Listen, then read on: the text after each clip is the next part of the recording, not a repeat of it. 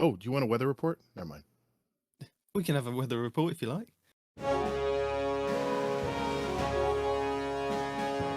Sure, it's 84 degrees currently in Orlando, Florida. 85% humidity. 85%. That's nuts. Barometric pressure 30.02. Yeah, we've gotten a lot of rain. It's been we get the afternoon rain patterns here in Florida this time of year, and they're usually pretty brutal.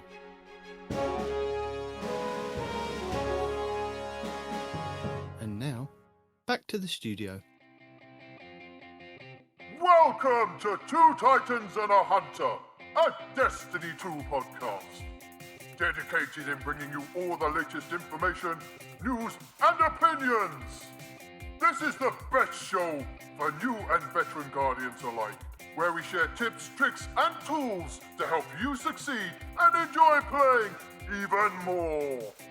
So with all that said, let me hand you over to your hosts, the Triumph Hunting Titan Nitedemon, the pink-panted pansy Peroty, and your Hunter Master Ranger, Mr. No One Respawns in Real Life! Well, I suppose to better introduce you guys, as we're kind of here. So, as I've said, Peroty is out again on holiday, and I knew he was going to be away. So I asked Mr. KingsleyMac over at the Guardian Hub to come and join us to stand in for Peroty. So thank you very much, Kingsley, for coming and standing in for Peroty this week. But I don't know if I'm standing as tall. I heard on the last week's show, I didn't know Peroty was that tall. He's huge. I've seen a picture of him. He's like huge. Well, I'm 6 foot average, right on the dot. But yeah, you guys were saying like 6 something, like 6'6" we may have, or something. Yeah, we may have been exaggerating, but I'm sure But he is. still. Yeah, I'm sure he's quite a tall man. But yeah, I'm happy to be here. And then at the 11th hour, I get a message from Respawn telling me that he's not going to be available for the show. And I was like, who can I get to replace Respawn?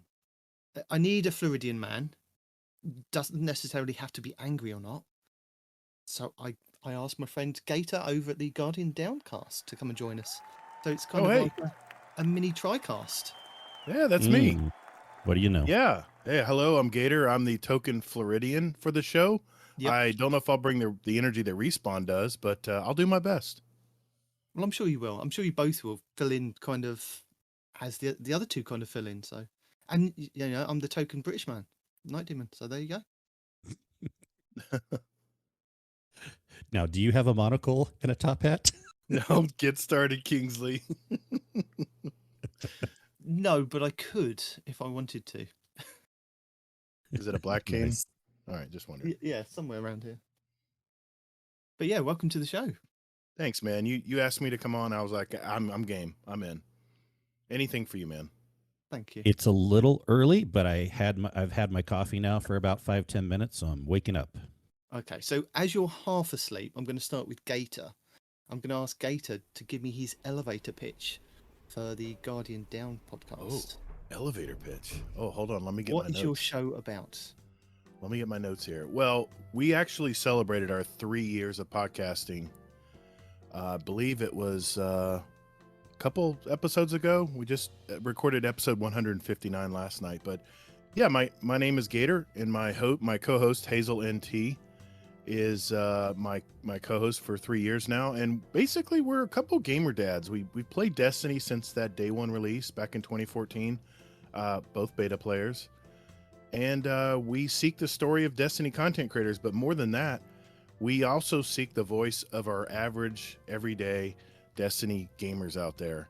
And we hope that our listeners will relate to some of them as they hear their stories and how they found Destiny and about them as they're in their gaming history. And of course, we also talk about key topics and news within the game. We usually have a topic of the week, and my topics lately have been running off the rails. But yeah, I mean, we've I would put it to you like this, Nitedemon. I'm the Destiny optimist. I'm like, anything is possible with Bungie, and Hazel's more like, he's kind of more the realist, and he kind of keeps me grounded, I guess you could say. And we have a really good chemistry, so it's just worked out very well over the last 3 years now. That's my elevator pitch. Cool. Kingsley. don't forget to like and subscribe. That was like a book pitch. I'm just kidding. Oh, come on. Well, he's giving you enough wiggle room there. I was trying to let him have time to wake up. Let the people hear what you have to say, Kingsley. No, that was a good pitch. My pitch, along with our show, is definitely loosey-goosey. I wanted to start a podcast also about 3 years ago. Gosh, I was looking up to, because I'm curious, 172 episodes, so not much longer. But there was a time period where a lot of Destiny podcasts were closing their doors. And one of the big ones that I listened to, Destiny Reset, wasn't going anymore. I hadn't learned about you guys yet, 2 Titans and a Hunter, but still, I was like, we need another Destiny podcast. So I hit up Sin, a good friend. I'm like, let's start a podcast. We did it. And then a little bit later, brought in also Des Raven, who was on another previous Destiny podcast called RNG Cast, and theirs had shut down. And we've gone from there, and obviously we talk Destiny, but we kind of just take the conversation, whatever our whims feel like every week. We will sometimes interview guests, sometimes not, and we like to go live on all our episodes and kind of like chat with the community, and then also just add new things on the fly. We have lore segments from time to time, and we've been having some what we call After Dark shows too, where we record with community members and then add little tidbits in on the show afterwards. So if you want to hear some news about Destiny, but definitely our hot takes and opinions on it, then come to theguardianhub.com, the best hub on the net. That's Sin's line. Trademark. I was going to say, because you guys do a lot of talking with the community members. As you said, you do the live shows. Gator has a lot of questions from the community. They can drop them into his Discord chat, and you guys will answer them. But there's a lot of conversations between like the community and people that actually play the game regularly, isn't there?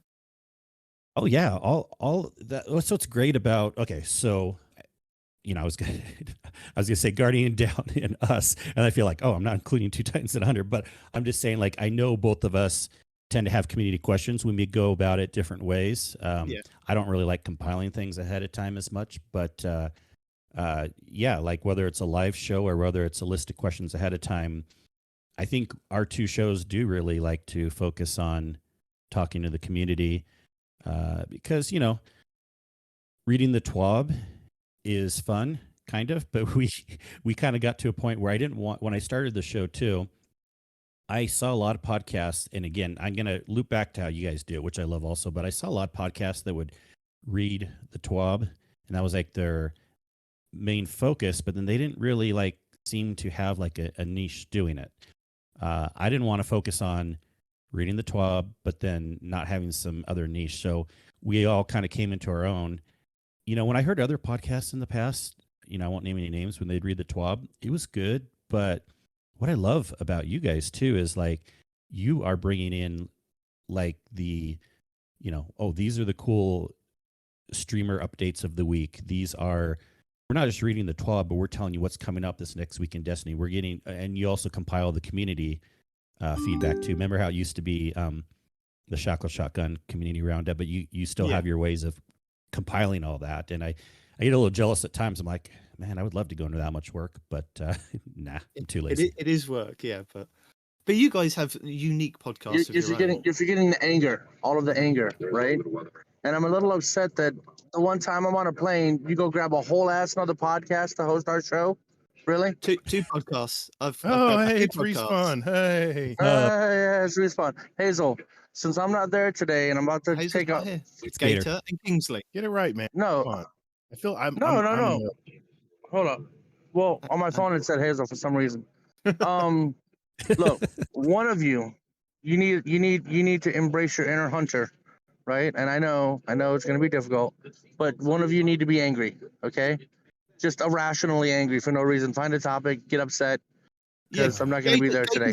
Gator's here to replace you. Yes. Angry Floridian man. Gator will be upset, he said. And also, I played Hunter. I mained it last season, so we got you covered between the 2 of us. There we go. Excellent. All right, look, as you can hear, I'm on a plane, but like I said, embrace the hunter, get angry for no reason, and make it fun. I'll make you proud, Respawn. All right, later, man. Deuces. Later. Bye. Yeah, I just wanted to add to what Kingsley said. Yeah. Hope I didn't cut you off, Kingsley. No, I was No, done. Respawn did that. Every time I I listen was to done. Two Titans and a Hunter, I'm like, man, Nitedemon goes so above and beyond when it comes to providing information to our community. Mm-hmm. It is a valuable service because you'll not only just read the TWAB and go over the things in the TWAB, but you'll go over what YouTubers are talking about. You'll go over what's coming up next week in Destiny. I mean, it's like an all-in-one program. It's really very comprehensive, man. Kudos. I'll tell you what, if you weren't doing that, then maybe one of us would feel like we need to add it in. But it's also kind of like a sigh off my shoulder too. I'm like, oh, good. I don't have to worry about it because someone else is doing it. It's like plus what one you on that. said. I mean, we started the podcast at the same time as you guys were thinking about doing yours because the other podcasts that were giving out all this information were shutting down. And it was like, I was like, I really like listening to them. They had, there was Crucible Radio, there was Guardian Radio. That Yes. they all had I mean, Crucible did Crucible stuff and just talked about Crucible. And slowly over time, Massive Breakdowns have kind of taken that now. And Guardian Radio kind of had all these opinions from all these different people. And sometimes there were even arguments on there. I remember Bell Bunny having arguments with Bife, and it was getting really heated. And you were kind of listening to all of this going on. It's like, these guys are passionate about the game. And they give you the information each week and they talk to Bungie devs. I mean, we don't do that at the moment, but other podcasts do that. But that's what was kind of missing when those guys decided they were going to shut their doors. And I was like, I want to kind of give back to people that in the clan, at least, they kept asking, we had like discords and chats going like, how do we do this strike? How do we do that raid? What's the best strat for that? And rather than kind of just constantly posting the same video over and over again, I kind of decided, let's give them a place that they can listen to, and we'll go over the information as the weeks come up and then keep lists of videos and things to help people throughout the seasons. And it just kind of grew and grew and grew, and that's how we kind of got going. But yeah, it's very much similar to you guys. You saw that empty void of these podcasts kind of slowly shutting down. Yeah, Guardian Radio, I was devastated when they closed shop because Yeah. I actually model my style after Mark Turcotte. Very much, I try to be organized. He did segments in his show. That's what inspired me to do our show, because I love the fact that he had weekly segments that we could look forward to every week. So I miss those guys. I still do. I don't know if it's a company secret, Nitedemon, but how do you gather all the dev commentary stuff that Shackle Shotgun used to gather? Do you have sources, or do you just have to search it out? Well, Today in Destiny do a lot of the stuff, like they do like Lost Sectors, and they do the Eververse stuff. Sometimes they get it wrong because the database is either not updated or they're not updated. Then there was, I mean, all the resources that I have are listed in our show notes at the bottom, so you can kind of click and go and check it out yourself. But it's just kind of going through that. And I think, where is it at the moment? I think there used to be a community Lost Sector rotation that I remember Fallout doing a video on it, saying this is the community's worked out the Lost Sector rotations when it was Legend and Master were different. And then slowly over the last, I think it was just since the last DLC, it's kind of dropped off. And I now go to, was it Shackle News? I can't remember now. It's on One of those news sites. Yeah, I know what you mean. I wonder if everyone, probably not you, but like we miss cool things that developers respond like in a Twitter thread or on Reddit or things like that. And unless you have like always searching all those places, or someone like promotes it and retweets it, sometimes things can be easy to miss. Like, I mean, I have a list of people that I follow, and then each week I will go and check what they've done for, like, since the last time I checked what they posted. So that's what normally ends up in the Respawn's report roundup, is that anything that's not in the TWAB gets put in that, so that we're kind of giving as much information as we can. I'm just still amazed that none of these YouTubers or content creators thank you or call you out or give you a shout out or something, because you're doing them a favor, man. You're directing traffic to them. And you guys have you guys aren't a small show. You guys reach a lot of people out there, and people rely on that information. And the fact you're sending people to Cool Guy's channel, for instance, about a latest weapon or something he has Mm. reviewed. I mean, you're directing traffic right to them, and it's. I always was. I asked you this a long time ago. I said, why on earth do they not at least contact you or DM you or something and say, hey man, thanks for that? I don't think they honestly know that we're directing traffic to them. It's just Okay. like, hey, check this out, and we've seen this cool thing. You know, constantly looking on YouTube and going, oh, this is interesting. I haven't seen like Cool Guy or Fallout do this video, so this is somebody new. I'll follow them and see what they're doing. And Right. that's kind of, yeah, my YouTube list, my Twitter list of people that I kind of check out each week, it's just really long. Yeah, mine is too. I follow a lot of people, man, when it comes to Destiny. So are your After Dark shows different to your normal shows? And can we subscribe to those that are different from your normal show? Well, they're not technically. See, right now how we're doing it is we're just calling it the After Dark shows, but really what it means is it's still on the normal podcast, just tacked at the end. When we close out the podcast and we're done sounding semi-professional, then we really switch modes to whatever goes conversations, and we invite people that are in the live chat to come up to the stage and talk with us. We continue recording, and then Sin just tacks on whatever amount he has time to or feels like at the end. But if you show up in person, you just get to have a conversation with us every week after the podcast. Fair enough. That's Yeah, I've our jumped After Dark. Yeah, I've jumped into one of those about Yeah. my Reddit post that I got flamed on. Yeah, that was fun. No, it was good. Sin called me in and said, "Hey, you want to stop in and talk for a sec?" I'm like, "Yeah, sure." It's fun. So are we allowed to talk about your other show yet? Or is that still secret? You know what? Or I'll do you want to promote it here? you know Or do what? I can. You know what? We meant to actually. It's funny. We actually had it in our intro 2 shows ago before Fudd was on. It was just me and Yeah. Hazel a couple weeks ago. We were going to do it at the end of the show, and we forgot. We forgot to promote it. Exclusive.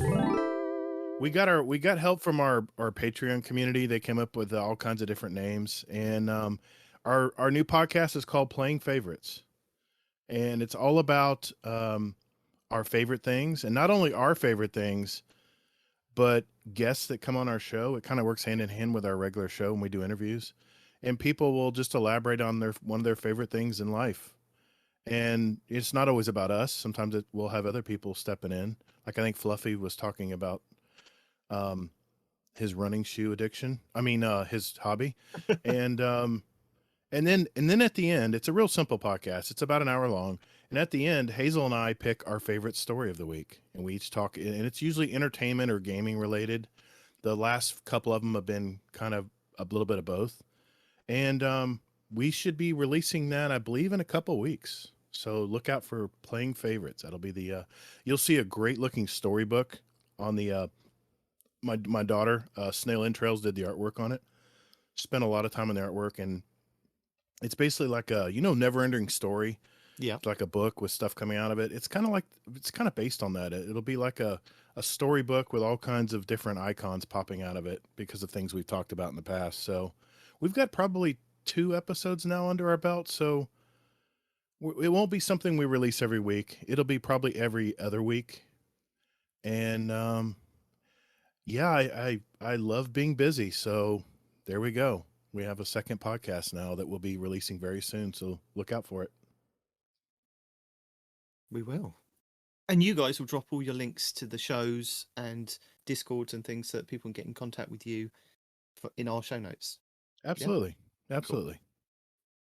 Cool. Also, I didn't know if people knew this, that Gator, you do scrims in your community, don't you? So if anybody's interested in doing PvP stuff, you're the guy to head up for that.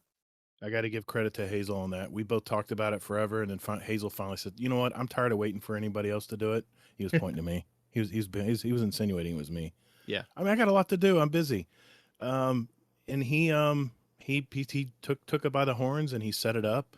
And we had usually, when Hazel and I are hosting it, we have members that have it on their own too, that set some stuff up too. And it's through our 100.io bot that we all our communities here share, and we have signups for that, and it's a lot of fun, man. I thought it would be I used to play PvP League with Fluffy Fingers MD and the Potato Thumbs podcast. Shout out to them. And it was so much fun, but I really didn't know how to organize something like that. And now that Hazel's run with it, he's done a really great job. And Kill a Monkey, which is our PvP god in our community, he actually tracks stats. And he'll actually group up teams. He'll get with Hazel and they'll group up teams according to skill. And I got to tell you, they're getting better and better at it, because every game I've played the last 3 weeks has come down to the wire. It's been a lot of fun. So yeah, I got to give credit to own Hazel. version of skill-based matchmaking there. I was just going to say that we were talking about skill. Well, I was attempting to talk about skill-based matchmaking last week, Yeah. and Did you get gosh, shut down? I understood how it worked. It was just hard to explain it, and now Yeah. I see why Bungie had a hard time explaining it. So yeah, it it's not as detailed as their system, but it's loosely based on some of the things they do. Yeah. So if you want to join some scrims and do a bit of PvP, Gator's Discord and the 100.io that we have all linked. But if you want to do raid and dungeons, Kingsley is your man to hit up. Oh, thank you. And everyone, of course, I'm sure in your guys' communities, there's great Sherpas there too. But yeah, I really do like to at least push or promote raiding with our community. And yeah, we love doing Sherpas. I was looking at my raid stats. I have over 630 raid clears in Destiny 2. Jeez. And yeah, we like to do Sherpas. That's why I actually originally started the 100.io bot, which, by the way, I was the one that programmed that for our 3 communities. And Yes. I mean, I didn't program the whole 100 website, but they have a way to integrate it into Discords. And I wanted a way that people could easily schedule raids. And then, of course, I'm really happy that, like Garden Down's using it for scrims, everyone's using it for different things, but it is a good resource if someone wants to get help on a raid and they're not sure where to turn. Ask in the Discords, post something in the 100 bot. Say you've never run the raid before, you need some help, and people will jump on it. And once the word gets out that people like to Sherpa, then people know. In fact, we ran some raids with you recently, Nitedemon. You did, and that's what was going to come around to. That you helped me go through. Was it 3 raids we did last weekend? Yeah. That I hadn't done in Destiny 2. Hadn't kind of managed to get a team. I came to the king and asked him, and I said, "Please guide me through these." And you did. Was it 5 hours for? Admittedly, there was little breaks in between, and Yeah. talking and swapping out. We knew we were going to team take members. breaks. Yeah, but How'd you like it all? What were kind of your impressions of the raids? Like maybe your favorite of the 3, or how hard you felt like they were? Because you said you watched videos and you kind of had an idea, but until you hop in, you really can't get a feel for how difficult they are. well, I thought in my mind I built them up that they were really hard to do, and going through with you guys just made it a complete breeze. I mean, as I've said before, I've done LFG groups and I've joined other groups with doing like dungeons and things, and you guys just made it so smooth each and every raid. I mean, I wasn't too much involved in the mechanics in some places, but when I was, even that was smooth. You just made it so easy to kind of get through. And it kind of gave me the confidence to join an LFG group and say that I can do this as we go through. But I haven't, as it's school holidays at the moment, haven't been able to kind of get back on and do any more. But it's kind of given me that added confidence to get back into doing them. So, Yeah, I I mean, enjoyed every single one. it's always interesting when you do a Sherpa, kind of finding out what the time goal is also, because and what people are willing to do, right? Some people want to be carried the whole way just to get an experience. Other people maybe want to try some easy roles at first. And I know you were definitely willing to do things. We put you on some roles, but then we kind of wanted to get things moving too. So I know Yeah. in Deep Stone, we just kind of we pushed through that one quickly. You did. What we needed to for time wise, and we put you on a couple easy ones or no roles at times. And then we went back to Garden. Everyone has to do roles, so because that's the way that raid is. And so Yeah. you probably felt more involved in Garden again, but yeah, it's Yeah, really interesting because some people may be like, well, I don't have time to raid. Some of the things about raiding, people say they don't have time. Well, first of all, that can be solved if you find a right group of people. raiding doesn't have to take longer than an hour to an hour and a half. If you don't have a lot of time, reach out, plan it, say, I don't have a lot of time to raid. I want to experience one. We'll have to make sure that the people that run with you all know it. Or if you want to have like 5 people that haven't done the raid before and 1 person to Sherpa, that can be a fun experience too. And then just people need to realize if you're going to jump into a group like that, try to give it at least 2 hours, 2 to 3 hours. And then usually people kind of decide by then, do you want to call it for the night, try another night, or sometimes you get it done in those 2 to 3 hours. But you just need to like kind of know what your goals are when raiding. And I see problems with LFG groups and things here and there where people don't even know those guidelines. And so they try to jump in a raid like Garden of Salvation, doing a divinity run, and bring in like 5 people that haven't gotten divinity yet, which means they don't know the raid a lot yet, because usually people get divinity pretty early on, within 5 to 10 runs of Garden. That's just the way it works out. Yeah. Because it's a guaranteed drop. So if you do the puzzles and stuff, but if people don't have divinity, I know they're newer. I can't tell you how many times I've jumped in to try to help salvage a group that's been sitting in Garden for like 5 hours. Like, we can't get it done, and people are dropping. But you have got to keep that raid going, because if you don't finish it in one run, you have to start it all over for the divinity. And I'm popping in these groups. They've been in there for 5 hours. I'm like, you don't want to tell them then, but I sometimes tell people out the fact, like, yeah, if you want a good experience with getting divinity, you don't want 5 new people at the same time, It just for can that be one. done, Anyways, but maybe it can, not best. it can, but Yeah. or you may be sitting there for 5 or 6 hours. And then that's where people are like, I don't have time to raid. But I'm like, trust me, not all raids are like that. That's what raiding is. It's fun. Oh yeah, it can be fun. And then of course, the community is getting excited again, and groups are starting to form again already for the next not mentioned raid yet, but at least we know the date. So what raid would you prefer to come back? Definitely Wrath. Like, I feel most people that have done both of them will agree that Wrath is a better raid. All in all, like, Kingsfall is really cool, and especially when you haven't hopped in there yet, it like such this huge explorative space, and there's a lot of awe to it, but it's kind of a dumb mechanics when you do it a few times, and it gets pretty darn boring after a bit. But Wrath has that little bit of like mix up. Things can change with, it's hard, it's not worth explaining right now, but like the encounters, things can switch up a little bit, especially at the end. So it keeps it interesting, keeps you on your toes.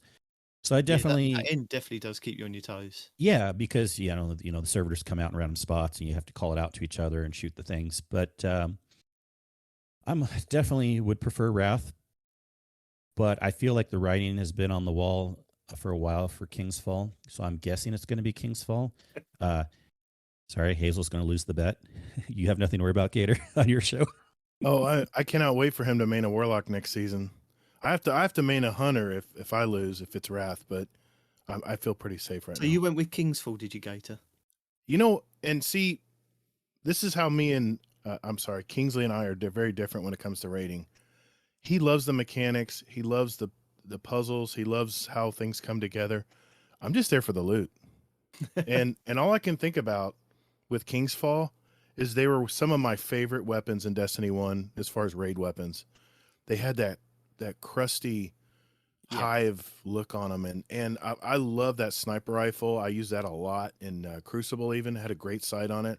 The machine gun was really good, and all the weapons, I think I used all of them, and even the pulse rifle was really good. So I'm looking forward to seeing some of the old weapons come back. And so are you saying that, Gator, just because you hope, but do you actually like take your hopes out of it? Do you also think, like, for other reasons, Kingsfall's coming back because of Bungie reasons or anything like that? I think if you look at the feedback from the community, a lot of people want that to come back, because there's a lot of Taken Tots out there who that was their first raid.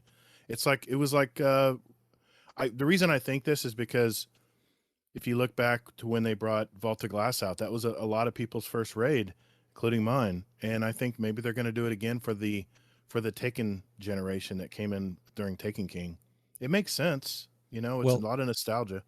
I agree, but slightly different reasons. I actually don't think maybe I'm following more of the raiding community than you are, but actually more people are asking for Wrath. I can guarantee you that.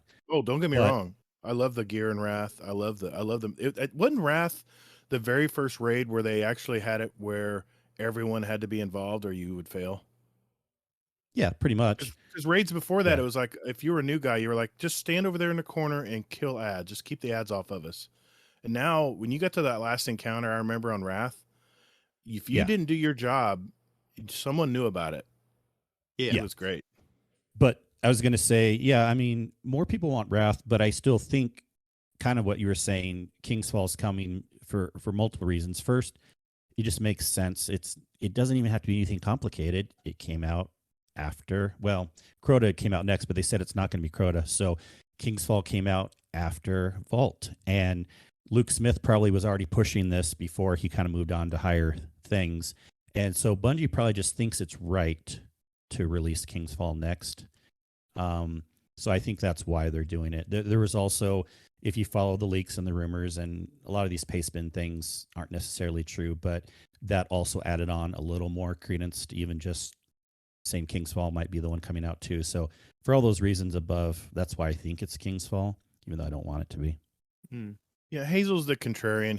Anytime I bring up an argument about something, he feels like he has to take the opposite side of the approach.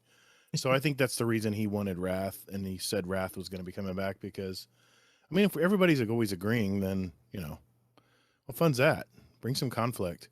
So I got to give it to Hazel. He always seems to create a little bit of resistance anytime I bring something up on the show. But I just, honestly, it makes sense to me. I don't know. Yeah. I think it makes sense. I mean, I've got to applaud Respawn here for thinking about this, that you've already got the exotic from the Wrath of the Machine in the game in Destiny 2 with the Outbreak perfected. Yep. So what exotic would you get from the end of that raid? Which makes sense why they would go with King's Fall, because there is a chance that you could get the Touch of Malice, which was the exotic. Wasn't necessarily tied exactly to finishing that raid. I know you had to gather calcified fragments from the Dreadnought, but they could possibly put it in as the exclusive exotic for that raid and give people something to chase. Let's follow the breadcrumbs. Scout Rifle's got a buff for the next season, going to the next season. What is Touch of Malice? It's a Scout Rifle. And also, haven't we seen it in the lore? I know not Off's not here, but I could have sworn in some of the lore for this season they've mentioned the Touch of Malice, at least maybe last season's, but I read it somewhere and I was like, whoa, Touch of Malice. They're mentioning Touch of Malice or hinting to it. Yeah. But we have to remember, I don't think it's that involved. I mean, that still could be reasons why it's coming. Sure. But remember, this is going to go in the Legends tab. It's not going to have anything to do with the story, just like Vaulted Glass also. And something I think Bungie missed telling people that they should tell people when they're going to do a new raid is that when the new raid comes out, the older raids become not obsolete, but they become less powerful. So what is it that we've got at the moment? Is it Vow that we've got at the moment is the pinnacle? Vow is the consistent pinnacle, and then we have the new, which I've loved, by the way. It's got more people rating, the new weekly rotating. Yeah, so you have the weekly rotators. But when Vault of Glass came out, Deepstone Crypt was put back, wasn't it? Even though it only come out like 6 months prior to that. So yeah, which kind of made me salty. Vow the Disciple be moved down to just powerful rewards, and whatever the new raid will become the pinnacle rewards, won't it? Yeah. But they have it that annoys me when they don't mention little things like that. It's like the community need to know this, because if people are going into Vow like that first week before that raid comes out, they won't get a pinnacle from it, because that's what they did with Deepstone, didn't they? That week that Vault of Glass was coming out, they went, oh, by the way, this isn't pinnacle anymore. And you're like, hang on a minute, it's pinnacle until you get the other one in the game. But no, it was the first week. And of course, this time it won't even matter anyways, because they made the entry at our base. So if you've been playing a bit, you're already there. But I know what you're saying. It would be nice to maybe have two raids always pinnacle, but then they've kind of solved that anyways by having the weekly rotating. Yeah. Mm-hmm. So I just went back and had a look at some of the weapons from Destiny 1, and I don't know if you guys remember this, but you were talking about the sniper rifle, the Defiance of Yasmin. Yep. And most of the weapon, I think all the weapons, especially from the hard mode, had the cocoon perk on it. So when you Yes. stowed it for a short time, it automatically reloaded from your reserves. Mhm. And what was the other one? The main perk on the weapons was Will of Light, which is this weapon deals bonus damage against Taken. So I wonder if they'll still have those kind of perks, seeing as we've already got auto reloading. I can't remember what's the auto reloading perk that we've now got on the weapons. Is that stowed? Or Auto loading holster. Yeah, so we've got things like that. So I don't know if Cocoon would then come back, or it'd just be changed to auto loading. Either way, I'm fine with it. And the Wrath, by the way, did that too. Their weapons did more damage to Fallen, though. Yeah. Well, even specifically the Splicer Fallen. Mm-hmm. Mm-hmm. Yeah. So what weapons did we have there? Because when it was Reprised, wasn't it? We got exotic versions of those weapons, but I don't Yep. think they'll do that this time. You got an auto rifle. There was a scout rifle. There was a hand cannon. There was a fusion rifle, I believe. Yep, I remember because I loved using it. I feel like Yeah. the fusion rifle, was that in the raid, or did that come from the little? It was an Amalon. No, it was an Amalon. Okay, because I remember there's a fusion that came from the activity down in the cave, but I thought that came out of the raid too. When they came out with the hard modes, I think they added some weapons, didn't they? It's been a while, but when you completed hard mode the chest would drop these extra weapons. Or did they drop with extra perks? I'm trying to remember which way they went. It was on that. extra perks. They didn't create new weapons. I know that, but see, this is funny too. Where like weapons are nice to me, and I know I'll eventually get them all. But yeah, raids for me, and we had a podcast about this too, like different styles of players. It was really interesting to me, and I'm the explorative type player. Like I'm my subtype is social. I'm a social player, but my main type is I'm playing to just take things in, to explore. I love, seeing the nooks and crannies of raids. There's good hide and seek areas in the Garden of Salvation raid, by the way. If anyone ever wants to do that, hit me up. But just taking everything in, exploring the nooks and crannies. I love actually fetch quests, even though a lot of people think they're stupid. Like when they've had these things like to take us to go back to areas on patrol that we haven't been forever, like go over to this area on patrol, this corner that you had no reason to go to for a long time, pick up this thing. I'm like, this is a fun reason to actually go to these areas again. It's such an interesting play style for me. And like the weapons, like I'm not as much of like the Triumph Hunter, like get every little thing. I tend to anyways, but that's not my drive.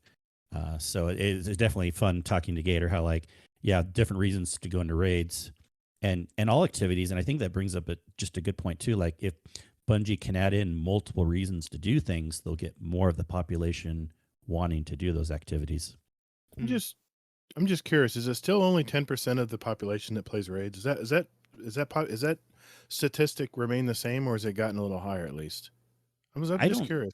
There's nothing really that's come out that's mentioned that. We'll have like the live stats you can look on the on the Charlemagne bot at any point, but they're always changing a lot lately. Not all the time, but I know we mentioned this some, but a lot lately, rating has even been higher than Gambit because no one wants to do Gambit. But Gambit sucks. It really sucks right now. But still, the percentage just kind of hovers typically right below that 10%. And then, of course, it goes up a bit earlier in the season when it's, new. I could even see maybe 15, 20%. I haven't looked at the numbers, but I wouldn't guess any higher than that if I had to guess. It really is. If you have not raided in Destiny 2, you are really missing the whole game. I mean, you can play the stories, you can play the campaigns, you can go play Crucible, any of the other events, but until you raid, it's almost, I'm not going to get political here, it is almost a religious experience when you go into your first raid. It really opens up a new part of the game that you really should really experience. It's just amazing. Well, it's what got me hooked. When I first played Destiny, sorry to cut you off a little bit and you continue. No. I loved the story and everything, but when you're done, you're like, okay, what now? And I saw these things, because I'm not a big PvP player. Sure. So I'm like, what are these things called raids? And I'm like, you got to have a group. I'm like, well, that's not going to be easy. And then I found Destiny Reset, and I remember people like Burning Wing sherpering me through my first raid. And once I did that, I'm like, okay, I'm in this game for the long run now. Wait a minute. Burning Wing was your Sherpa? Your first He was, Sherpa? yes. I How did mention that from time to happen? time. How'd that Destiny happen? Reset. I joined Destiny Reset. Herp. I listened to their podcast. That's great. He used to play a lot back then, Gator, and it was. I'm a take and tot, so Kingsfall was still fairly new, Yeah. and I started like the February after Taken King came out, and I joined Destiny Reset and started, sheepishly posting in their Discord. Haven't done a raid yet. Anyone want to help me through that? And it just happened. Burning Wing was there for my first one, along with some other people. I know a couple of the names, but most of them kind of fell off. And even Burning Wing doesn't play a lot anymore, but we still talk to him. And so, yeah, he has memories of that too, and helping little Kingsley through his first Kingsfall raid. That was Aw. amazing. Yeah. I'm trying to remember who my first Sherpa was. You can look I it up think- on Raid Report. No. And I remember now. I mean, we were the first Guardians to play a raid, and I remember we didn't have fancy sign up sheets like we do now. We just said, okay, who's in for the raid, and we didn't have Discord. We had those forums. Remember the forums? Yeah. And now everyone would say, yeah, I'm in, but there was no accountability. So I would show up on time, and the 6 are already in there playing. They said, well, we decided to do it early. I'm like, what? I was devastated, but hey, of course I'm fine now. But yeah, it is, it was, we were the first ones really doing it. So we were probably the first Sherpas because we were the first ones actually doing the raid. But it was probably someone who ran the raid and said, oh yeah, this is what we need to do. And I guess officially that would be my first Sherpa, but God, man, I get giddy just thinking about the early days of Destiny. I wish I had that feeling again. It was unlike anything I've ever experienced in a video game. I think the end of Destiny 1 was a good experience. I mean, Mhm. maybe PvP wasn't in a good place, but the raids where they brought back the Reprised raids and they gave you the armor with the different glows, they were throwing exotics at you. They were giving you exotic versions of the regular weapons. Just go, here you are, have everything. And that was a really good time. And just transitioning from that to Destiny 2 where there wasn't that, it was very difficult, I think, for a lot of people to transition. But yeah, it's I remember the forum days. That's how I my friend got into a forum and got us both invited. He'd already done like the Vault of Glass, but he said, oh, you can do it via this. We're going to a forum, I'll post, and got a team together. And that was the first time I did Vault of Glass. Just him getting us through on a forum. And then where you had to go to the tower to swap your weapons from one character to the other. And I remember having like 3 Whisper of the Worms or whatever it was, the Black Talon. Not Black Nice. Talon. Black Yeah. Black, what- yeah, yeah. you had to use that on that after totems. You had to use that rifle. Yeah, for doing Crota, I remember having Golgroth? 3 versions on each and 3 Galahorns on each character until you kind of got to the point where your vault was big enough, and then we had Destiny item managers and things come in, and it was a lot easier to try and transfer. Yeah, Yeah. the hard days of Destiny. Yeah, I and remember everyone complains now. I don't know who would do that, but yeah, everyone complains about little simple things now that we just had to suck it up. Hmm. Back in my day. Definitely. So we've done lots of talking so far. That's good. I suppose I better tell people what's happening next week in Destiny, because sometimes they come here for that, sometimes they don't. So next week in Destiny, you can take down Brakazan in the Arms Dealer Nightfall.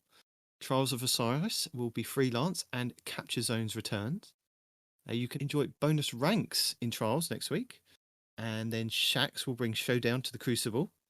Your pinnacle raid and dungeon will be the Vault of Glass and the Grasp of Avarice next week. So there's some good ones to get into, the Grasp and the Vault of Glass, aren't they? Yeah, and I always forget the dungeons rotate also, which the big key to take away there, I'm sure we've all mentioned at one point, but if you want to do one of those dungeons on Master, you can only do it the week that it's featured. Oh, okay. For like Grasp, Yeah, so, but if the duality, you can select at the moment, can't you? You can. But yeah, I meant like the older dungeons. And I and didn't that'll, realise that. Yeah, I just did the normal version the other day, but... Yeah, so I guess it's only Grasp. But then, of course, when the next season after, when there's another dungeon that comes out and duality gets pushed back, it'll be the same thing. You can only do master duality on the weeks that it's featured. Yeah. Cool. So your Eververse for the 9th of August. And as promised, I will not go over any of the silver stuff for next week because it could be subject to change, which we'll get into a bit later. But for your Bright Dust, which can be acquired via doing bounties and challenges, thanks to the 10 weeks of challenges. And don't forget, if you do all your challenges, well, 72 out of the 75, you get a large pile of Bright Dust, which will award you 4,000 Bright Dust, which isn't, an amount to be sniffed at. Plus, you get other large amounts throughout the challenges. So get on those, get those done. Then you can come back and use that at the Eververse store. And next week, we have, at the moment anyway, we have the Sweet Sprinkle Shell, which is going to be your exotic ghost shell, which is your ghost in a donut. That is going to be for 2,850 Bright Dust. We then have the weapon ornament for the Wither Horde exotic grenade launcher, the Splendid Vidura, I guess that's how you say it. That will be for 1,250 Bright Dust. Looks pretty neat. We have the Baruch Entrance, which is your legendary transmat effect. That will be for 450 Bright Dust. The Regal Darling, which is your legendary shader, for 300 Bright Dust. And then further down on the Bright Dust offerings, we have the Water Gun exotic emote for 3,250 Bright Dust.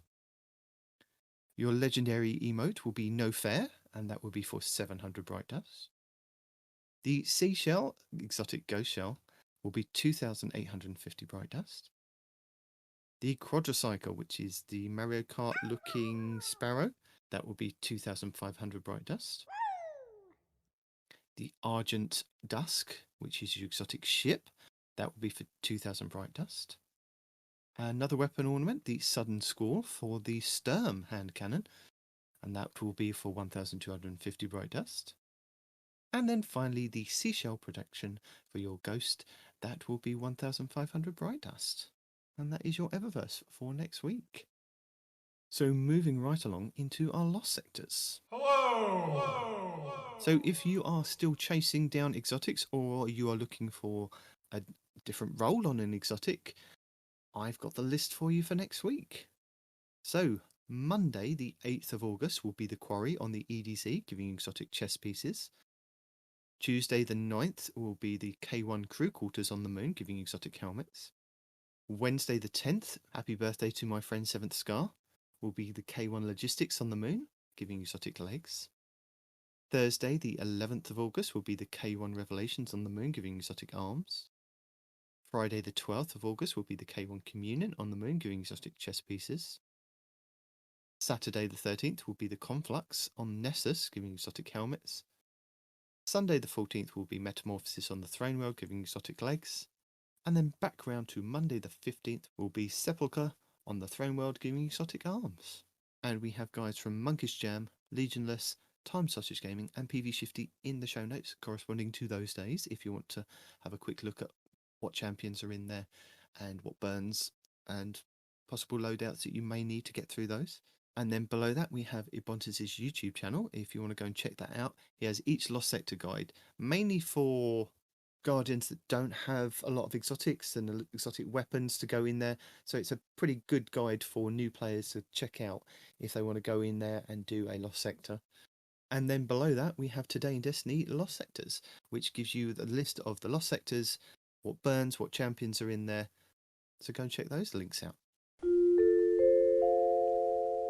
So this week at Bungie, they are preparing for their big showcase, which is coming in a couple of weeks. I'm quite excited. You guys excited about this? Hearing what's actually coming? Do you want to hear what's actually coming, or do you want it to be a secret up until the last minute? Good conversation. Glad you asked. Okay, here's the thing. Everyone does, well, especially Bungie. I feel like they always swing too far one direction or the other.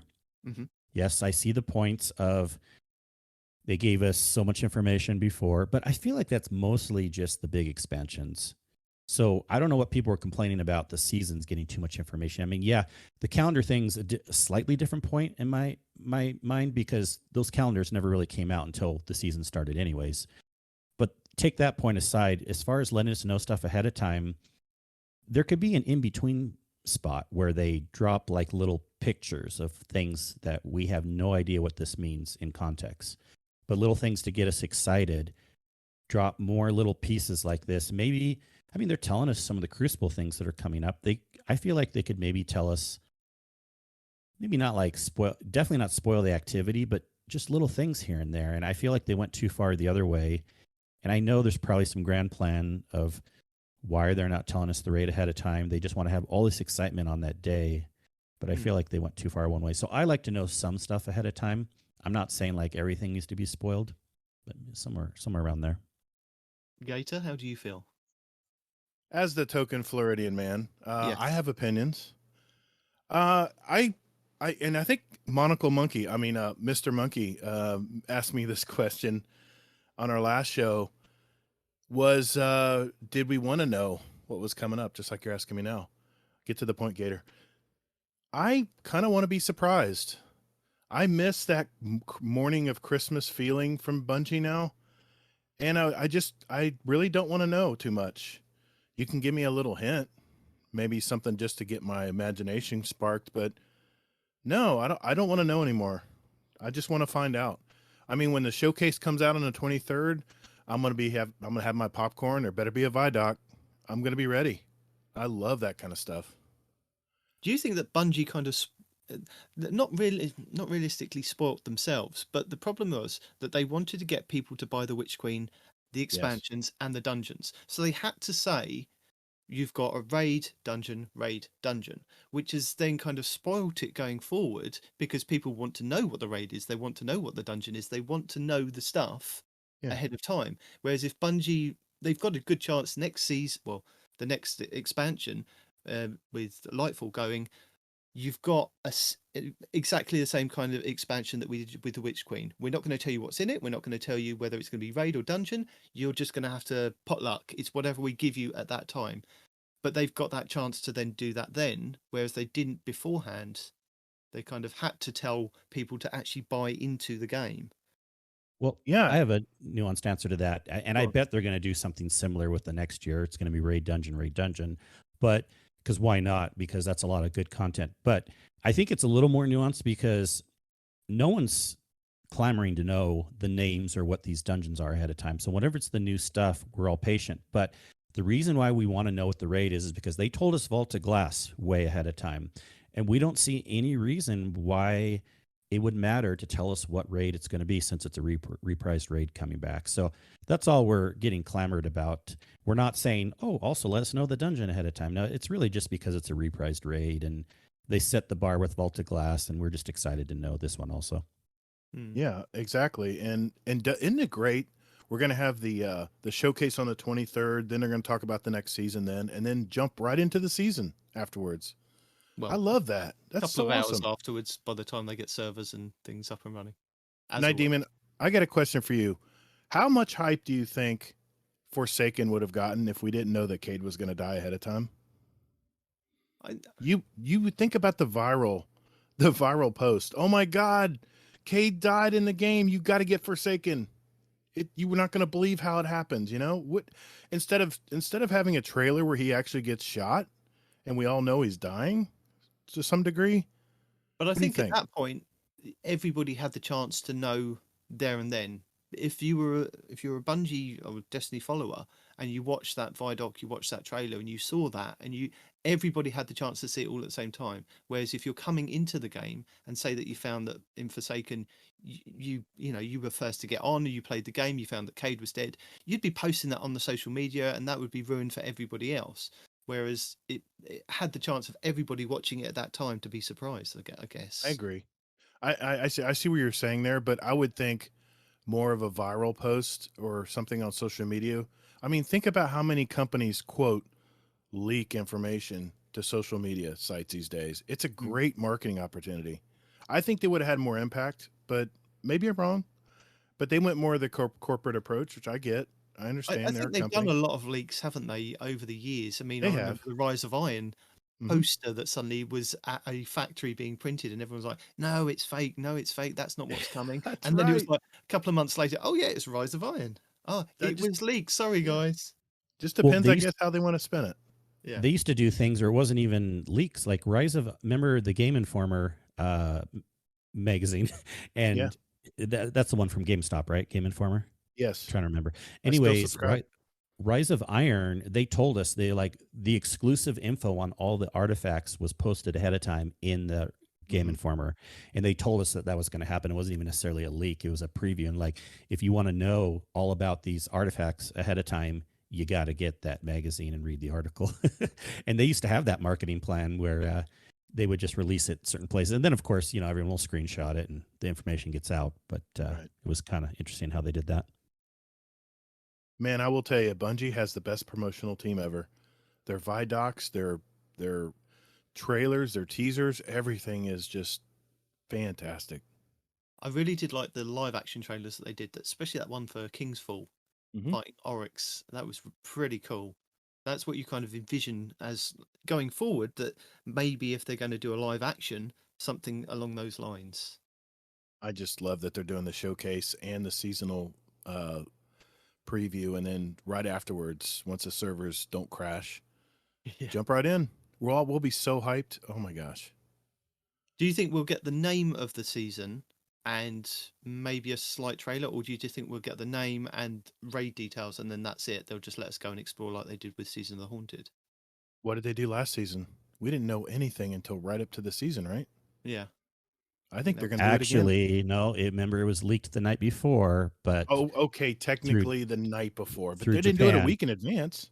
But Yeah. no, I know. But that answers the question. There was a little trailer. I don't see why there wouldn't be a seasonal trailer that comes out during the showcase. They've done that every other time, so I would Usually on guess a they did it reset day again. too. It's usually on a Tuesday for some reason. Well, it seems to be anyway. So are you guys down with the 411 on Iron Banner? I guess you probably have if you already talked about it on your show. Yeah. We talked Yeah, about it on Thursday. I assume Gator did last night. Yeah, yeah. I actually had to do the TWAB by myself last night. You'll find out why. But yeah, Fudd gave me a good assist, so I was happy about that. No, I'm excited, man. I started talking about this new game type in Iron Banner, and I thought this is going to be chaos. It really is. Yeah, I'm really excited too. I'll just say real quick, especially being this is really helping us players that don't really like PvP as much to get back in the game. The fact that they're doing kind of like these newish game modes, I'm excited to hop in. I was going to say, I mean, I didn't know where you kind of lied with playing PvP at Kingsley, but I know Gator plays a lot of Iron Banner, same as me. And Oh, when I saw this, I was like, I had an inkling when they came out with the idea of gilding a title. I was thinking, so what you want me to do next season? You want me to go back in and play Rift another 50 times and kill X amount of Guardians to gild it? That's not really going to entice people. It'll entice me because I want to get it gilded. But to keep the player base fresh and the Iron Banner kind of fresh, you're going to have to kind of mix it up. There's going to have to be something unique, and they've kind of come out with it and come up with a completely different game mode that we haven't had before in Destiny 1 or Destiny 2. Yeah. It's great. did you get your Iron Lord's title, Night Demon? I got it the first week. Oh, I tried. It was a slog, and the fact that they only gave you 2 Iron Banners this season, I hated that. Yeah. And honestly, other than scrims, that is almost all. I'm ashamed to say this, but that's almost all the Crucible I played this season was just when Iron Banner came out, or scrims with our community. I think they detailed somewhere, where was it in the TWAB, that somebody played like ridiculous Yes. amount of hours of 106. Was it? 133 hours of Rift during season 17. I think no, that wasn't me, but I was probably pretty close because I remember I'd Wow. already been an Iron Lord by the time the second week came round. I was like, I'm going back just to play, get my pinnacles and have some fun. But yeah, it's just like, what was it? 1.5 million players played at least one match of Rift, and over 300k of you managed to reset your rank, and 150k reset it twice. So there's 150k of us Iron Lords. One player reset their rank 17 times in only 55 hours. Sus. That does seem sus. That's sus. Yeah. Or So he's a god tier player. people did enjoy it, I guess. I enjoyed it. I mean, it was nice to see that it came back, and it was nice to see that they changed it based on the feedback and what they found that first week to the second time that it came around, with the mercy rule being a lot better. And if you got Rick rolled like 3 times in a row, you kind of got that mercy rule. So that was nice. Yeah, they made the first iteration of Rift was a nightmare, all the bugs and stuff. But the second time it came out, it was much more enjoyable. Did you play a bit, Kingsley? Did you enjoy Rift? Oh yeah. Yeah, I didn't guild, I mean, or even get the title just because I didn't care that much. But I hopped in a lot, especially the first day, a few times that week, and then when it came back the second week, I hopped in a couple times. It definitely got me in Iron Banner more. I feel like I remember when I did, even though Rift had a lot of problems in D1, I feel like I think it was I still a fun wasn't- game mode. I almost liked it slightly better in D1 because I don't know if it was just my circumstances, but whenever I'd play games, they were a little bit closer matched. And I feel like I was always going against God teams this time around in D2. So Yeah. there's that, which kind of goes into the whole skill-based matchmaking conversation. But anyways, so I maybe didn't enjoy it as much, but I still enjoyed it. And I'm glad they were doing something new. Did you play mainly in the solo playlist, or did you play in the main playlist for Iron Banner and experience that, or was it both? Well, I did both. I was doing solo at first, and I'll tell you, anytime you want to get the best population, it's actually Tuesdays, Tuesday day and Tuesday night, almost even sometimes better than Fridays and Saturdays, because reset comes around, and I always have the best Crucible matches on Tuesdays. I always have like the best time doing, people will complain they're going into like containment or some seasonal thing, and like I'm just matching with stupid people that don't know what they're doing. But if you go on a Tuesday, guarantee everyone knows what they're doing because it's reset and there's people that can hop on. And I understand not everyone can hop on during the day, well, US time, but Tuesday night, if you want to do the new hotness and have the best experience, Tuesday is the time to do it. I think that always used to be the case, didn't it? You'd have your rituals of what you got done in Destiny 1 anyway. You kind of went in and you did certain different things, and you always found like the first couple of days of the week, you'd guarantee to get a raid, and you'd be able to get people that knew what that raid was and get it done within like half an hour, 45 minutes, depending on what raid it was. And you'd be able to kind of, the rest of the week, you could just play PvP. And I think it's the same with Destiny 2, is that if you get it timed just right, you can get the right amount of players that know what they're doing to play that game mode, and you can get your stuff done and get out. I suppose it's very similar with trials at the weekends. If you want to kind of get a good team, it's normally like the Friday and the Saturday nights. Yes. If you want the teams that bypass those other ones, which are quite average, maybe a Sunday, Monday, and Tuesdays for me. No thanks. So Alan Blaine has come from Bungie to explain what is going to be happening in the new Iron Banner for next season. So we're going to be able to gild our Iron Lord seal with the next version of Iron Banner. And they're going to be talking about streaks. Now, when I saw this, I thought this was... the fear set in. I was thinking, we've just had kind of Iron Banner Rift, where a lot of teams were getting steamrolled with good players just going out there and farming their KDs. And I was thinking, I'm still thinking it now, this is going to be it's either going to snowball or it's going to work really well. Did you guys have that kind of feeling of where they would start talking about getting kill streaks, and kill streaks were kind of improving the gameplay and turning it into mayhem, basically? Yeah, I did, especially because I didn't read the whole part ahead of time. Des was reading it, and then he's reading this, and I'm thinking exactly in my head, I'm like, oh boy, this could be bad. We're going to get snowballing, until of course you got to the lower part. I'm like, oh, brilliant. Yeah. And I think even then panic then set in. I was thinking, what happens if I get 5 like support kills in a row, and then things happen to me? I'm like, no, I don't like that idea. It could be chaotic. That's what I like. I mean, several people are marked at the same time, and you're like, okay, let's go over this one. No, this one. It's like, I don't know. I think it could be a lot of fun. This is how it's going to play out, Nitedemon. We'll see if I'm right. Because this kind of plays to my style a little bit. At the beginning of the game, everyone's going to be kind of conservative to get those kill streaks going, right? And then someone's going to break out finally and, be surging with light and have all this craziness going on. And they're going to have this timer. Then all of a sudden, they're going to be very aggressive. Then the other team, when they know there's going to be, quote, a hunt, it's just going to hide like when everyone pops a golden gun. Everyone just hides and scatters. I really see it. This is the way it's going to play out. I really do. I think, in fact, it may actually be more conservative than people are thinking, but the chaotic part of it and the fact that you explode and you have to go kill something or you die, probably what I'm going to do is I'm going to get those kill streaks and give my team all that super and all that energy, and then I'm just going to let myself explode. I'm good. Okay. I did my part. Fair enough. I'll be laning like crazy, man.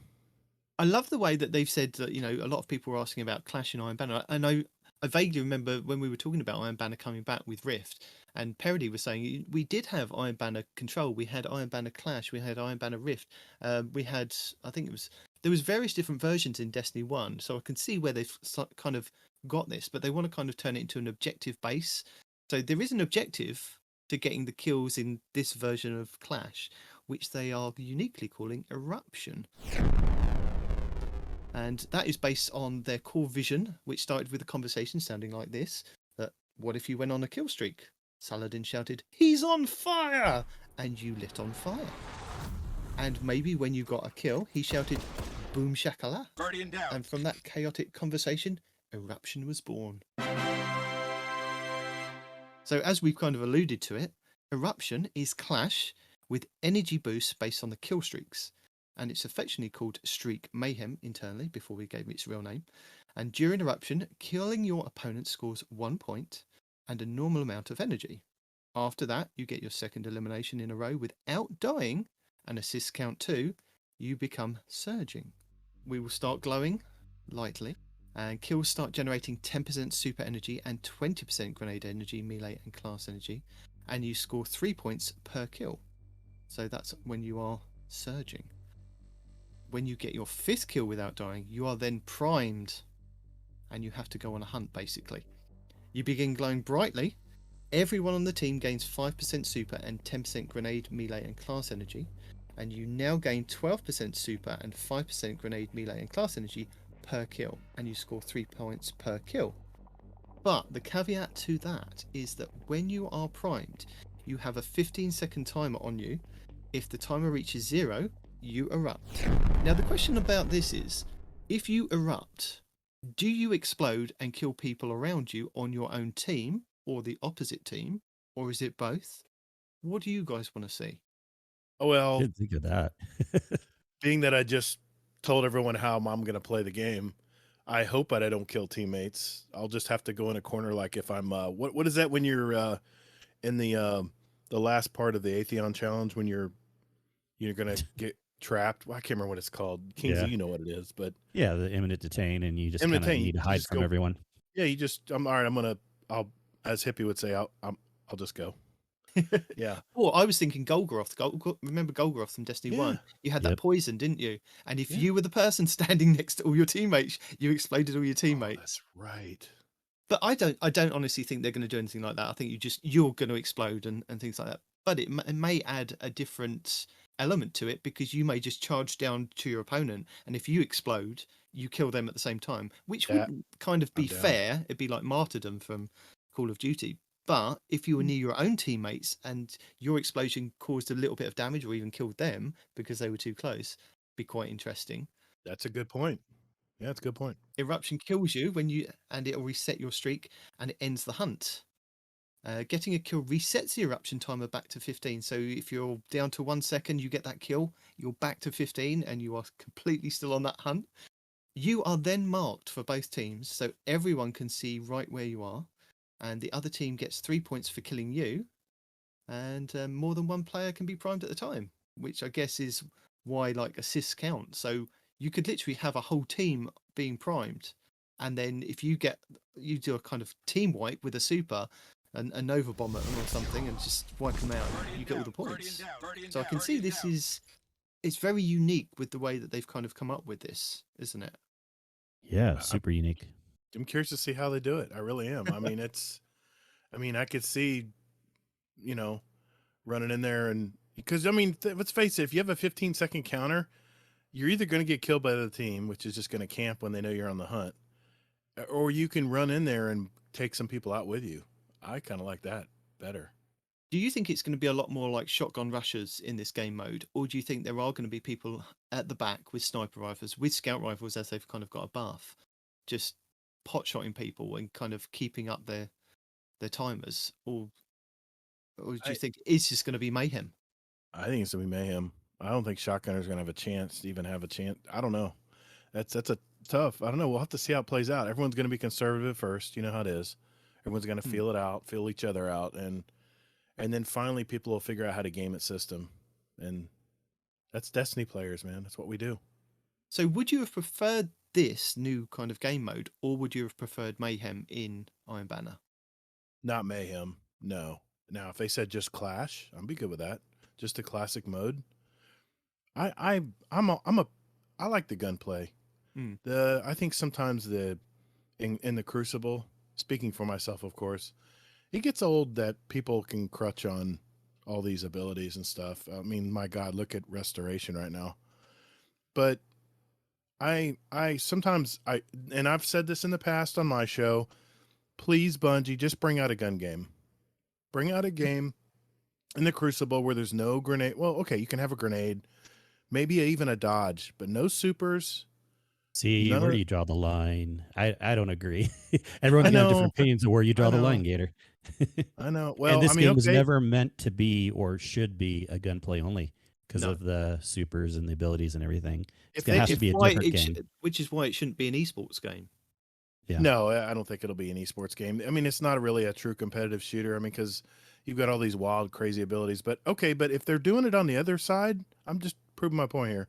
If we have a game where it's all mayhem and you're getting supers every 30 seconds and everyone never uses a gun and just shoots and just throws a Nova bomb all the time, why can't they have it on the other way where there's no abilities, just guns?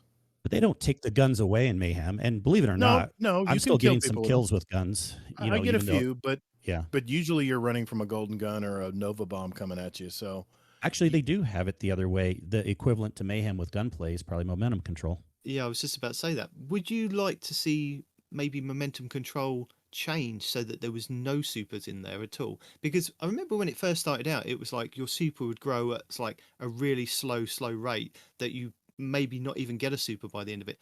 But now I'm playing momentum control. I think is it this week that it was up or last week? I'm finding a lot more people are generating supers in that game mode. Whereas originally when it first started out, it was just about the guns and the guns hit for no abilities. Yeah. No abilities. And bring back the radar, for God's sake. That Destiny is based on a radar-based game. I mean, knowing how well you can read that radar is part of the game sense. And that's part of the gunplay, too, because you're expecting someone to come around a corner. It's all about pre-shooting. You've got to turn the volume up on the sound effects, and you've just got to rely on that. No radar. That's what I love about Destiny is the radar. I don't like games. I like on the radar, but I like the fact that the other person doesn't have a radar. I don't have a radar. That's true. Just it comes down to who can pull that trigger faster. But Nitedemon, what makes Crucible and Bungie so great? Because if there's games like Call of Duty, who unless you have a UAV up, there's no radar. Everyone just sits in a corner and waits for a UAV to pop up, and then they go crazy. Destiny, on the other hand, encourages a fight.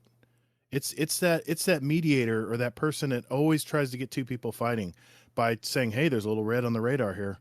Go get him, man. Go get him. You can do this." I love that part. That's what I love about Destiny is the fact that they encourage people to engage. But they have that. This is just a different mode. I think it's fine. I know it's just it'd be great to have a full radar game, no abilities, just guns. I think there's going to be a lot of various different styles to this new Eruption game mode, and I think there's a lot of exotics. So I was going through my vault earlier, just like going through and clearing out stuff, and I came across the Mask of the Quiet One for the Titans, and this one says grants ability energy when you're damaged or when you're critically wounded. You regain your maximum health on a kill, and it generates 5% of your barricade, grenade, and melee energy. Now, this could play into that game mode. And then I started looking Yeah. at other, like there was another one, the Eye of Another World for the Warlocks, Oh, absolutely. where you get effectively, basically, you get regeneration speed of your grenades, melee, and rift abilities. So there are certain exotics that will really, really play into this new game mode. Whereas if you're getting a kill and you're regenerating your health and you're getting the exotic ability on top of what your team's basically getting you, it's going to be fantastic to see some of the new builds that come out of this. Like Plunder the Booty, I can see we'll do quite a few builds of this, and Aztecross and Fallout Plays and Cool Guy and just all those guys just putting so much effort into. I bet they're even looking at it now, going, right, this exotic will pair with this, and we'll take this straight into it. It's going to be really exciting to see that. I'm looking forward to it. Looking forward to it. And what I like is the fact that they've then gone on to explain about what they want to do with Crucible and Iron Banner in the future. Now, I was a little bit confused about this because they were talking about Rift, and now Rift is going to come back in next season, but not in Iron Banner. And they want to kind of focus on getting stuff into the Crucible labs first to test it, because they found that, like, basically throwing Rift at us, that first Iron Banner was a little bit of a disaster because it wasn't introduced in Crucible Labs. They just went, here's a new game mode. It's in Iron Banner. It's like Crucible Labs, as well as we've got Crucible Labs over here doing zone control stuff. So I can see where they were coming from. And then they're saying that they want to do that before with like introducing it as a low pressure Crucible Labs mode first. But then we're getting this eruption in Iron Banner again, a bit like we have with Rift. So I'm a bit confused of where they're coming from. So I'm guessing that they're going to do this eruption first, and then they're going to do, after that, they're going to put new stuff into Crucible Labs. And if it works out well in Crucible Labs, then it's going to be then transferred into Iron Banner, so people get the idea of how to play it, and then it's made a bit more competitive in the Iron Banner. Is this what you guys got from that when they were explaining what they're going to do with going further? I'm imagining that they'll have it in Crucible Labs at the very beginning of the season, just for a couple weeks, see if there's any major issues, do quick tweaks, and then they haven't announced when the Iron Banner weeks are yet. And then I'm assuming they're a few weeks in. No, they announced Rift. No, they announced Rift, yeah. Oh, did it? You might have read that wrong, Gator. And there's actually a really interesting thing to that point in a second. Really, really interesting. But they haven't announced the Iron Banner weeks yet. So, and remember, Iron Banner weeks are not going to be on weeks when other things are going on. Yeah, that's another reason, Gator, why that it would not be week 1 for Iron Banner, because the raid's week 1. But yeah, they tell those are the weeks that it's really interesting. They're telling us the weeks Rift are going. I don't know if we want to jump to that yet, but I have I don't know if you guys talked about it on your show. No, okay. you can go ahead. Keep going. Read the numbers, okay, for the Rift when it's coming. Week 1, week 8, and week 14. Okay, I got you. Every season so far has only been 13 weeks. If it's a normal length season. Ah. Uh-oh. So this one's going to be a longer season. Some people are speculating, and we're probably going to find out on August 23rd, obviously, if this next coming season will be slightly longer. And, of course, the season after that to lead into the next expansion. Yes, because typically, I think we were all expecting, well, we were hoping that it was like, is it 4 months? 4 months for each season, so 12. 3 months. 3 months, and it's usually 13 weeks. So 3 weeks. Yeah, 4 expansions, 3 months. Yeah. So yeah, when Lightfall drops, it would be around the same time as the Witch Queen, but obviously, it looks like they might be pushing it out even further. Oh no. Well, you almost have to guess that to happen, but I'm guessing it won't be a lot. But still, week 14. I mean, there has to be something slightly different, and even if seasons were 14 weeks, but they've been 13 weeks when they're normal. I went through this little thing last night with a couple community members, and we counted the last several seasons back, normal length seasons, and they've always been 13 weeks. Yeah. So to have them saying week 14, it's at least 1 week longer and probably even a little bit more. Could it just be the calendar? Couldn't it just be we have an extra week looked thrown at in that. Actually, sometimes it could be, if the year was shaped, it would be 12 weeks instead of 13. Okay. But not 14 usually, if you're, So I make that week 14 would end on the 29th of November. Yes. Mm-hmm. Okay. It may not be a big deal. Maybe they're just going to expand by a week just to make it easier. But if you also think Gator, like August 23rd is when the season starts, but if it goes 14 weeks means that it go to November 29th. So that's a little bit more than a 22, 23 number. So they're definitely adding an extra week no matter what, you know. Yeah, and then if you do another 14 weeks after that, it takes you to February 28th. So they might not be pushing it back. Yeah, they might No, not. maybe they're just adjusting a little bit. Just a couple weeks. Yeah. You just, either way, it's still an interesting point to have it on a last week and to have at least a week longer for the season, you know. Well, we don't even know if that's the last week. They just said week 14. We don't. I know. Yeah, we don't. Just I hope it's controversy only in just an extra week. I really do. I don't want a long. What was it? What was it? A 6-month season? That was crazy, man. I enjoyed that because I got a lot of stuff done. I did like a lot of catalysts. I did a lot of triumphs that had just been sitting there, kind of abandoned, half done, because the seasons moved on so quickly, and I needed to move on with the seasons. So I was able to go back and finish those. Anything that we kind of got lost over that year, I was able to go back and do, and extra stuff, and then charge myself up to go into the Witch Queen with bounties and things. So it was nice to have not that fear of missing out because there's no event, but I'm just playing the game and I'm able to play it like on a light basis rather than kind of I've got to be there every single day, every single week to kind of get things done, which is what Destiny is really. Let me ask you something, Nitedemon. Mm-hmm. What do you think about the seasonal links? You think it's about right? Speaking of seasons, I mean, the story stops about 3/4 of the way through the season this season, and then we have a little bit of a few weeks of non-story where we can just finish up our stuff. I feel like this 13, let's say even 14 weeks. I think it's a perfect amount of time where people are just getting bored, just finishing up everything they need to finish, and then the new season pops. I think it's perfect. It keeps people fully engaged year round. Yeah, what do you think? I do agree with you. I think they could have stretched out the story slightly, where we had those red pulsating voices that we found like the week after we finished. Was it the week after we finished the story?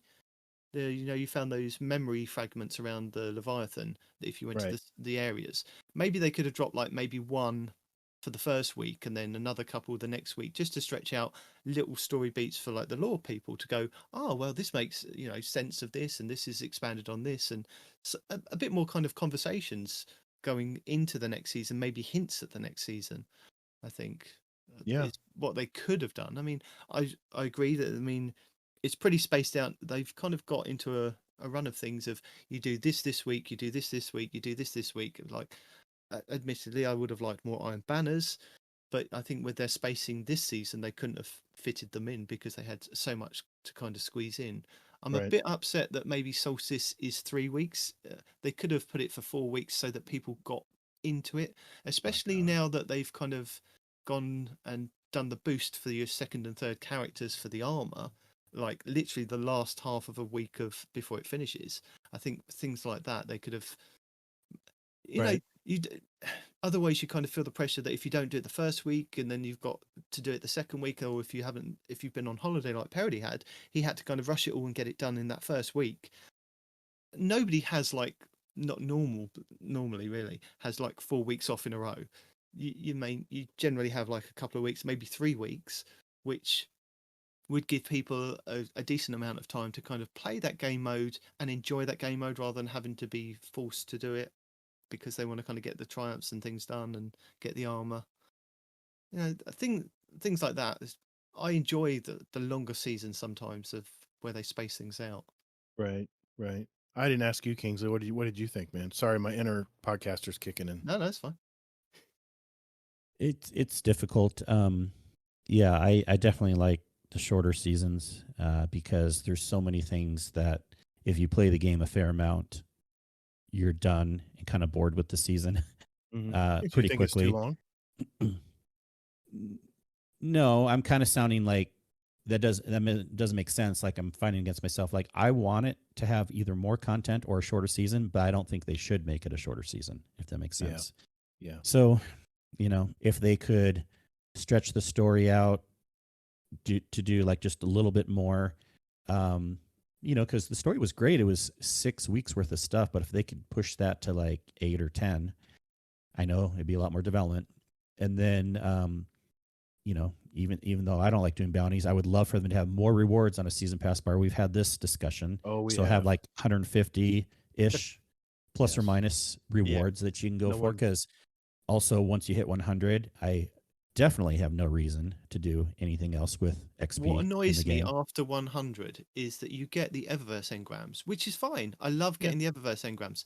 Sure. But it doesn't go through my Eververse and go, right, he's got all of those ticked. We'll give him something he hasn't got. Because he's played over 100. He's earned those engrams. No, we'll give him something that he's already earned like 10 seasons ago that he's already deleted about 50 times.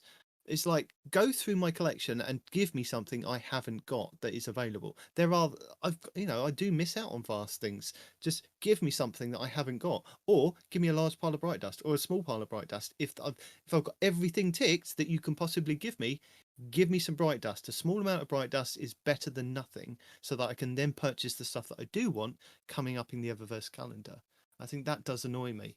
So yeah, that's fine too. But like, they really need to have more rewards, even if they're stupid things, like just having, even if like 100 through 150 is mostly filled with really stupid things, like just enhancement cores for this or something else for that, it at least gives someone like me more reason to grind the game some more, just for the stupid grindy reasons. Because I don't get any incentive, even if they were to drop like something crazier, like not like this would even happen, but like even if they were to drop like Ascendant shards every 5, I wouldn't care. It's more about the visual appeal on the season pass bar. I want there to actually be stuff I see that I'm going towards. Well, the thing is, there is an incentive to get to level 200, because I believe a level 200 gives you those 20 levels on your artifact, doesn't it? Yes. And there is no, not 200. You get it at like 130 or 150. Yeah. Somewhere around there. I got it at 200. Oh, 20 levels. I was thinking 15. Sorry. Oh, for the Triumph. Gotcha. For the Triumph, you have to get to 20 levels on your like artifact. So there is an incentive to get there, but nothing on the pass from like 100 to 200, like you said, apart from just getting that Triumph. Yeah. Well, and Triumphs, even less people I think are interested in than, again, a visual season pass bar. I'm guessing, I'm speculating, but don't you think, it's pretty, it's this I'm going for, it's that I'm going for, some more armor, if they, God forbid, could add that in, like there's all these cool things we're going for, rather than just, in the background, I'm going to be getting some Triumph or maybe some materials. And ornament, give people ornaments for their weapons. We got an ornament for Fellwinter's Lyre, which is a legendary shotgun in the game for doing something. I can't remember what it was, but maybe give us legendary ornaments like they have with the reprised Baruch weapons that from the Menagerie. You could have purchased them from Eververse, or you could play the game and get X amount of things on that season pass. I'm not going to talk about that Solstice book that really annoys me, that I've got all the tickets for, and unless I purchase the book, I can't unlock. But I've played the game to get all those tickets, but it won't give me the stuff until I give them more money. That just annoys me, that I've done those things. Give me, I've got the tickets, but it won't let me use the tickets until I purchase the book. Anyway, it's my little rant. Yeah, I know. I follow you there. I do. We've talked about it as well.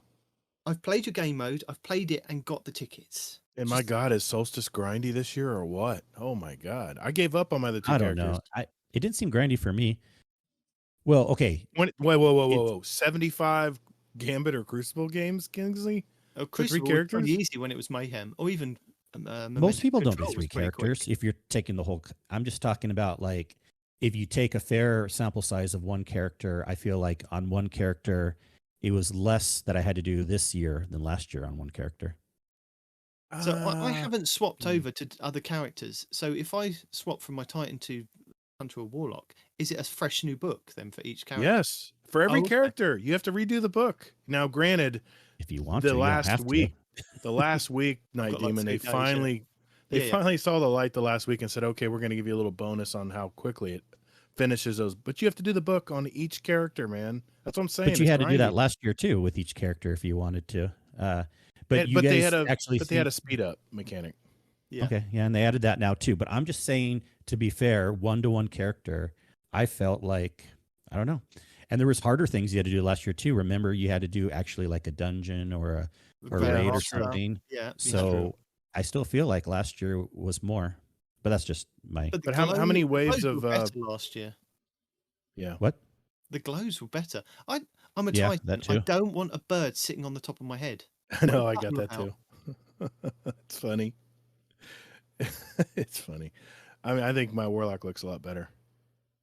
I just didn't hit it hard myself, and I am just finishing this week, but I just remember how hard I hit it last year, Yeah. and then how hard I hit it this year. And at least my feeling is I didn't put as much effort into it this year and got it done on one I character. didn't, and I think felt that was mainly down smoothly. to the glows because I wasn't a fan of the armor and the glows that were available this year. Last year, I purchased the glows that you could get on the armor, so whatever subclass I'm rocking, it will glow that subclass.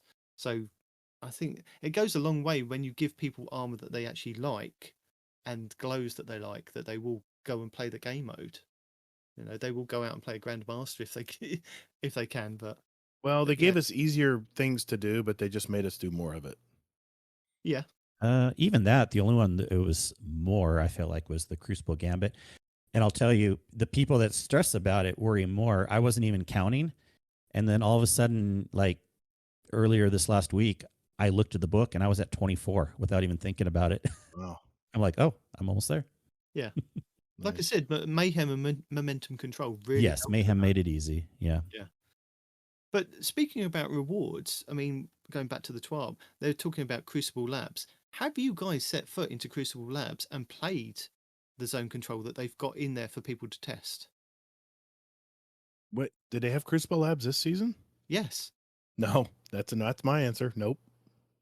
There's no incentive to go in there No, there isn't. and play their test game mode. If Give they us an gave emblem. people incentives to go in and test their game modes, which is why I could understand why they just threw Rift into Iron Banner that first week and went, this is what you're going to have to deal with, and we'll get the testing and results from it, and we'll adjust it the second time. So I can understand why they're doing that, especially with this new game mode. But There's haven't incentive played Crucible for Labs. someone like me that just likes to experience new things. But I get it. It would be nice if there's other incentives too for other people. Kingsley, it's a looter shooter, man. Give me something for my time. Give me an emblem that says Bungie official tester or something Yeah, with a yeah. cool graphic. Yeah, I don't know. Just something to entice people to go into there. You know, maybe give them a pinnacle. They play 10 versions of the Crucible Labs, which will give them enough, like, Yes. whatever gives them enough, like, data. Reward people with a pinnacle. You go and play that game mode. You give us 10 or So- 15 games of that game mode. We will reward you with a pinnacle. You'll get maybe an emblem or whatever saying tester. Just something. You know, when people have tested things in the past, whether you're internal in the company or people have been invited, community members to beta test things in the game, they're not getting loot then too. It's just part of just helping test things. So you feel good about it. Or if it's not worth your time, you don't do it. But I don't know. I feel like, yes, it would be nice if they had weapons too. I'm not saying they shouldn't do that, but I really feel like when things are in beta, it's more just people want to help out. They're not I get that expecting too, anything but from it. give us at least some vanity items, because we like to show off what we do in the game. I think that's where Bungie has fallen short lately. Give us more vanity items. I mean, we want to show off our stuff. Sorry, I'm trying to be Respawn. Have I interrupted enough? No, you need to do more and louder and shouting. I apologize. And a couple of times you have to do this. Oh, As you're Hit the mi- talking, hit the which mic. is really annoying. Yeah. Okay. When you hit try the and mic. edit Gotcha. Respawn, if you ever listen to this, Gotcha. sorry, people. Didn't mean to do that. As a fellow editor, I feel your pain. So have you got any more Respawn ranting?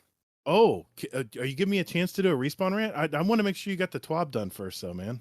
If you are Respawn and you're in You your interrupt. mindset, Yeah, I you just do it whenever I feel you like. do your rant. So should we call it a Gator's Grumble? And you change the subject, right? It doesn't even have to do anything with the TWAB. Well, wait a minute now. I know you're doing the TWAB, but I got something to rant about here, guys. Let's just call this the Gator Grumble. I like that. I was reading an article. A friend of mine, Frenzy8, thank you, sir, for sending this to me. I'm banned from talking about this in my Discord and in my podcast, but I can do it here, right? You can. And the article was Destiny 2 players are struggling with inflation even after a massive legendary shard dupe. Like many folks in the real world, some Destiny 2 players are struggling to keep up with inflation, specifically in the legendary shard market. This sentiment has been simmering in the Destiny community for several seasons, and a recent Reddit post, maybe that was me, from self-described working class guardian, oh, it wasn't me, Denabin43, has become a sort of water cooler discussion for players to air their complaints. His argument's simple. The legendary shard inflation is out of control. Am I loud enough yet? The prices to focus has consistently increased, but the rate of acquisition has not kept up. Anecdotally, I've heard similar sentiments from multiple Destiny clanmates, especially this season. And it's clear from the replies to this Reddit post, as well as its popularity, that it's not an uncommon feeling. Legendary shards have become increasingly essential to Destiny 2's loot system, with new traits, origin perks, as well as craftable weapon patterns driving the desire to roll multiple versions of the latest guns. Focusing legendary engrams gives given players a path to more definitive drops, but it's also raised the price of each gun considerably in each case. I'll give you a reference. Focus this season's guns at the helm for 50 shards a pop, which isn't really half bad, especially since, the seasonal activity spits them out pretty regularly. Meanwhile, focusing a Trials of Osiris weapon will run you 100 shards and a single roll of the can I misspell the words and mispronounce them like he does too? Yeah. The coveted adept versions of trial weapons that will cost you an eye-watering, listen to this, 250 shards. What the is going on here? This is You had to get some dolphins in there, didn't you? Yes, I needed a dolphin, man. I expect to hear the dolphin sound. With the seasonal boost unlock, you get 4 legendary shards each time you dismantle a piece of gear, right? That's still the primary way to get them. So you can see quickly how these expenses are adding up. And I've talked about this, that the fact that you can't go, and I forget the rest of the story. I'm on a rant here. Okay. The fact that you can't go to the Cryptarch anymore and buy them. But wait, you can use legendary shards to buy what? Materials? Glimmer? Are you kidding me? Are you...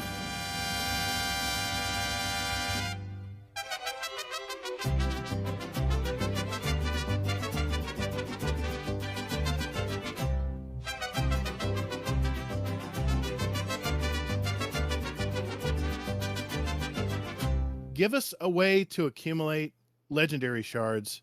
I used to go to Spider all the time in the Forsaken, and I used to, with Glimmer, I would farm my legendary shards. And the fact that you need legendary shards to buy everything in the game, and now that the fact that they're making everything very expensive, I mean, it's 50 legendary shards anytime you want to focus anything in this game. And I'm always thinking of the new player. Hazel's rolling his eyes right now. I'm always thinking of the new player that doesn't have 13,000 legendary shards. They only have 100, and they have to use half of them if they want to focus one damn weapon. It's ridiculous. Bungie, allow us to be able to buy legendary shards at the Cryptarch instead of this stupid glitch that you had about a month and a half ago, where everyone was standing at the Cryptarch doing the conversions to get all these crazy legendary shard farms done. We shouldn't have to do that. It's ridiculous. I'm sorry. Were you guys talking about something else? I apologize. I completely agree. And when you're talking about legendary shards, these are the little purple ones. These aren't even like the exotic versions of enhancement cores and prisms and things. Now, I told everyone that this is the way the seasonal pass should work. When you reach 100, congratulations. Good job. Yep. When you reach 101, you should get an Ascendant Shard. When you reach 105, you should get a Prism. When you reach 150, you should get a golf ball. And if you reach 200, an Ascendant Alloy. Instead of paying 400 legendary shards for one every week. But Gator, you can just go do this and that in the game. That's the in-game material. You should be able to just go in there and do that. Yeah, that's nice for you to say, but maybe I don't have time. Maybe I'm working, and maybe I'm playing in the morning before I go to work, and I don't have time to put a group together. I don't have time to get all chit-chatty with everyone, you know? Cut in there. The Ascendant Alloy material that you can get for crafting your weapons, I've got quite a bit from just doing the Leviathan and getting one from the tier 3 to drop. And I would say pretty regularly, if I do like 3 or 4 in that week, I'll at least get 1 to drop at that end boss on the tier 3. So it's Wow. better than Yeah. doing the Throne World thing, and I can't remember what that's called on the hardest mode. Oh yes. Oh yes. That's Where you're always a lot of guaranteed fun. to get one. Whereas the Leviathan, you don't even need to be in a group, and you happen to have a chance at that to drop. I don't know whether that's through leveling up the crown, and it's one of the nodes that I unlocked because I can't remember. But yeah, it's and the Ascendant shards. If you are in a good place to get to the power level, especially by this week with the double Nightfall loot drops, has been fantastic to get those Ascendant shards to drop. It's been giving me like 2 or 4 or 3 by completing just like that inverted spire strike. But I've had to work to get to the power level to get into the Grandmasters, Yes. and Yes. a serendipitous moment of getting one of the easiest Grandmasters to do. I picked up like 3 groups from the Destiny app on their Fire Teams app. Nobody had comms on, but we were able to get through so easily. That Grandmaster, I put on like my Thunder Crash, and we just Thunder Crashed him and rocketed him at the end. But Right. to get through that, it was a breeze, and getting the double Nightfall. But I've had to work to get to that. So I really feel the pain for people that can't get to that point this week and get that done, to get like a fountain of these things to drop. I'm in a unique position that I can get to that at that point. And But you know for what people- percentage is able to do GMs? Go on. Or does them? 1% of the Ooh. population. Look it up. I looked it up. But normal 1%. GMs are extremely hard to get through. I mean, Yes. but yeah, this is one of the easiest ones. So it's a very serendipitous moment if you can get to it all, and it all aligns this week. And Hazel always keeps spin me in circles when it comes to Ascendant shards and golf balls and all that stuff. Why should I have to go play a strike to get these? And yes, I know there's a few other high-end activities I can go and do this. Trials, But yeah. Gator, it's a high-end material. If you want to masterwork your armor and stuff, which takes 3, by the way, 3 golf balls to masterwork an exotic piece of armor. It's ridiculous. Give us a way to do it. Give us a way to farm it. I remember being really poor when these things first came out, and leveling up, it cost that Ascendant shard. I remember like saving to 3, and then I was like, I've got 3 this season. Which exotic do I do? Which one do I want to do? And pondering for days upon days and thinking what loadout it's going to go really well. That I actually put these 3 golf balls in to make that go to 10, so that I've got a complete loadout. It was like really stressful sometimes. I was thinking It is. And 3 characters, you know? Yeah. And I was telling Hazel this the other day. I don't know how much weapon crafting you've been doing, but I want to craft them all. I want to eliminate all these dupe weapons out of my vault so I can help with my vault space. I'm always at 600. Yeah. And well, it's your show, man. I just wanted to make sure I got that out. I'm not allowed to talk about it in my podcast anymore, but I can do it here. And did I yell high enough? Did I raise my voice enough? But Okay. you do bring up a really good point. I yesterday I did a stream with my son and my daughter, and they'd loaded back into Destiny for the first time. I think they'd done they must have played the Red War, the opening mission with Shoreheart. Oh wow, really? 'Cause they'd got to the point of being able to. As soon as my daughter loaded into the game, it took her straight into the Witch Queen, and it was like, "Do you want to do normal version or legendary?" I said, "Well, let's do a legendary. Let's go through and see if we can level you up," because all her characters were 1350. Everything in her vault was 1350. So it was just like, let's go in and see if we can get you leveled up. But looking at the stuff that she had available to her, I mean, for some reason she had loads of upgrade modules. She had like 25 of them. But again, like you said, the shards she was very poor on. I think she only had like about 250 of those. And some of the other materials, only like little bits of those. So for somebody that's new coming back into the game, one, it was really confusing where the game had put her. And it confused the hell out of me, because I was thinking, surely I really don't understand why we're going straight into the Witch Queen campaign. Maybe because she's done something else prior to that, so that would confuse other people coming back into the game. But the amount of resources that she doesn't have available, and then it's going, you want to do this, you want to do that. It's like, oh my god. The other confusing thing was we'd done, I think, the first or second mission of the Witch Queen campaign. She said, she had to go and speak to Ikora on Mars. Walked up to Ikora, and Ikora gave her the original artifact, that synaptic spear, and it Mhm. went, oh, this has gone in your. It's like totally confusing people, because we know as consistent Destiny players that you get an artifact each season, but for somebody new, they're getting an old artifact that doesn't make any sense. Because when I went Yeah. to a character to have a look, it was still locked. I was like, oh no, because that was the Witch Queen one. Yeah. That's so you Yeah. can do. That's so you can complete some of the stuff from the last season. I guess it's the place order, like a placeholder they have to use to do it. But I don't know, man. It's the crafting system is so expensive. Yeah. First you have to unlock the gun, which means let's see, 5 of resident alloys, which you get 1 resident alloy anytime you dismantle a legendary. So you get to use 5 of those. 10,000 glimmer, no big deal. Resident elements, 75, 75, 300, 300. So 750 resident elements per gun. Mhm. So then you have to, of course, you're level 1, you have to go kill stuff. When you get to around level 17 to 20, depending on the weapon, 20 resin alloys, 20 to recraft the frame. You can only hold 80. 40,000 glimmer, 12 enhancement cores, plus 75 elements per regular perk. Now, if you want enhanced perk, which is why you're leveling the gun up to begin with, so you can get all those enhanced perks, 1 ascendant alloy, 2,000 resonant elements, and double that because you're going to have 2. You want 2 of the enhanced perks. So Those are your little green Doritos, aren't they? yes, and you can only hold 10,000 of those. You can only hold 10 golf balls. You can only hold 50 prisms. I don't understand why we have to limit this stuff. Bungie, let us farm it, and if we want to do it all at once and build up the materials and farm them and then go craft a bunch of weapons all at once, we have all the stuff there to do it. That's all I'm saying. And I always No, you're advocate. actually saying 20 different points. I'm ready to hop in. I know. That's not all you're saying. But no, now see, I'm always now let me just say, let me get this off my chest, and then you guys can walk all over my Okay. point. I'm always advocating for the new player. Okay, Hazel's rolling his eyes right now. He says, but you're not the average new player. But I have an ace in the hole here. I have a lot of alt accounts that I start at 0. And I love the progression of the game, and I always love experimenting with different ways to rank up to get to at least 1,500 or 1,550, the soft cap.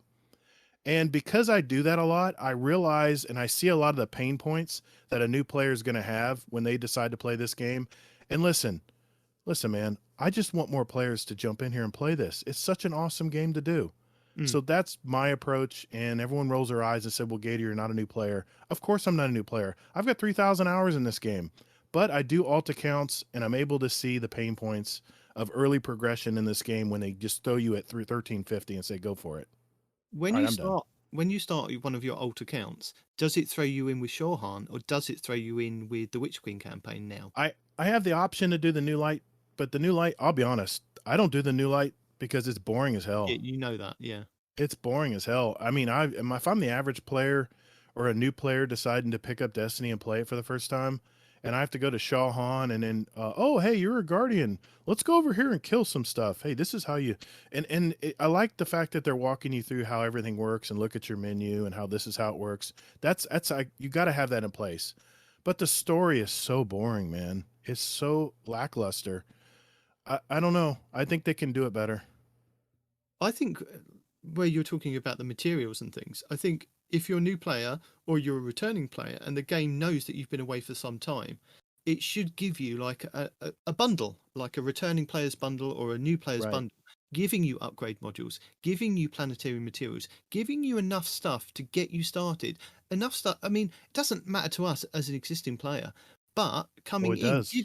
no, but if you gave a new player like this bundle, that it gave you some resonant Right. elements, it gave you some alloys, it gave you an ascendant alloy, it gave you 1 ascendant shard, so that you could make a choice of, when you get to that point, it says, right, now you can use this stuff and you can level up. But that's what most games do, isn't it? When you play like a mobile game, they'll give you really exotic item and go, we're giving you this to show you that you can upgrade to this, and you Right. can upgrade, say, this building, and this is going to be the best building, but you're going to have to do X, Y, and Z to earn this in game to get any more of these. Whereas Destiny doesn't. It just throws you in at the deep end, gives you nothing, and you just have to earn from nothing. And the players who have thousands of hours in this game will tell you no. No, you got to earn it like we did. You're not, why are we giving everybody everything? Why don't we just give everyone everything? That's Hazel's argument. Why don't we just give everybody everything? No one has to do anything. We can just go do patrols, and we have enough weapons and ascendant alloys to go do anything we want. Destiny used to be generous like that, and allow us. I'm coming from the mindset.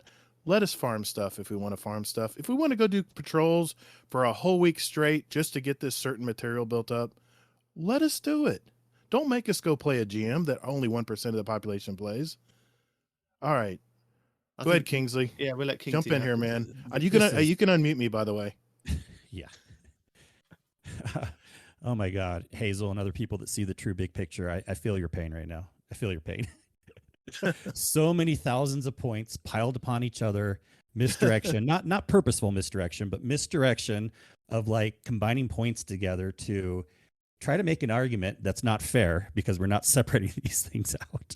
I don't have time to go line by line, and people would be bored anyways. But yeah, I am curious that article, if you want to send to me, because I do want to know too what their definition of inflation is, and if you're maybe misrepresenting something that they're saying in the article. Well, but actually, sorry to interrupt. Sorry, I didn't want to step on you, but no, go ahead. Actually, Hazel himself sent me a similar article, and he has it in our Discord. He can send it to you as well. But yeah, I'll forward this one to you. Yeah, this one was sent from one of our community members that said, "Hey, see what you've been talking about? Other people are talking about it as well, but for some reason, I'm the outlier in my community. I'm the only one that's thinking this. Send it to me as well, so I can put it in the show notes for people to read.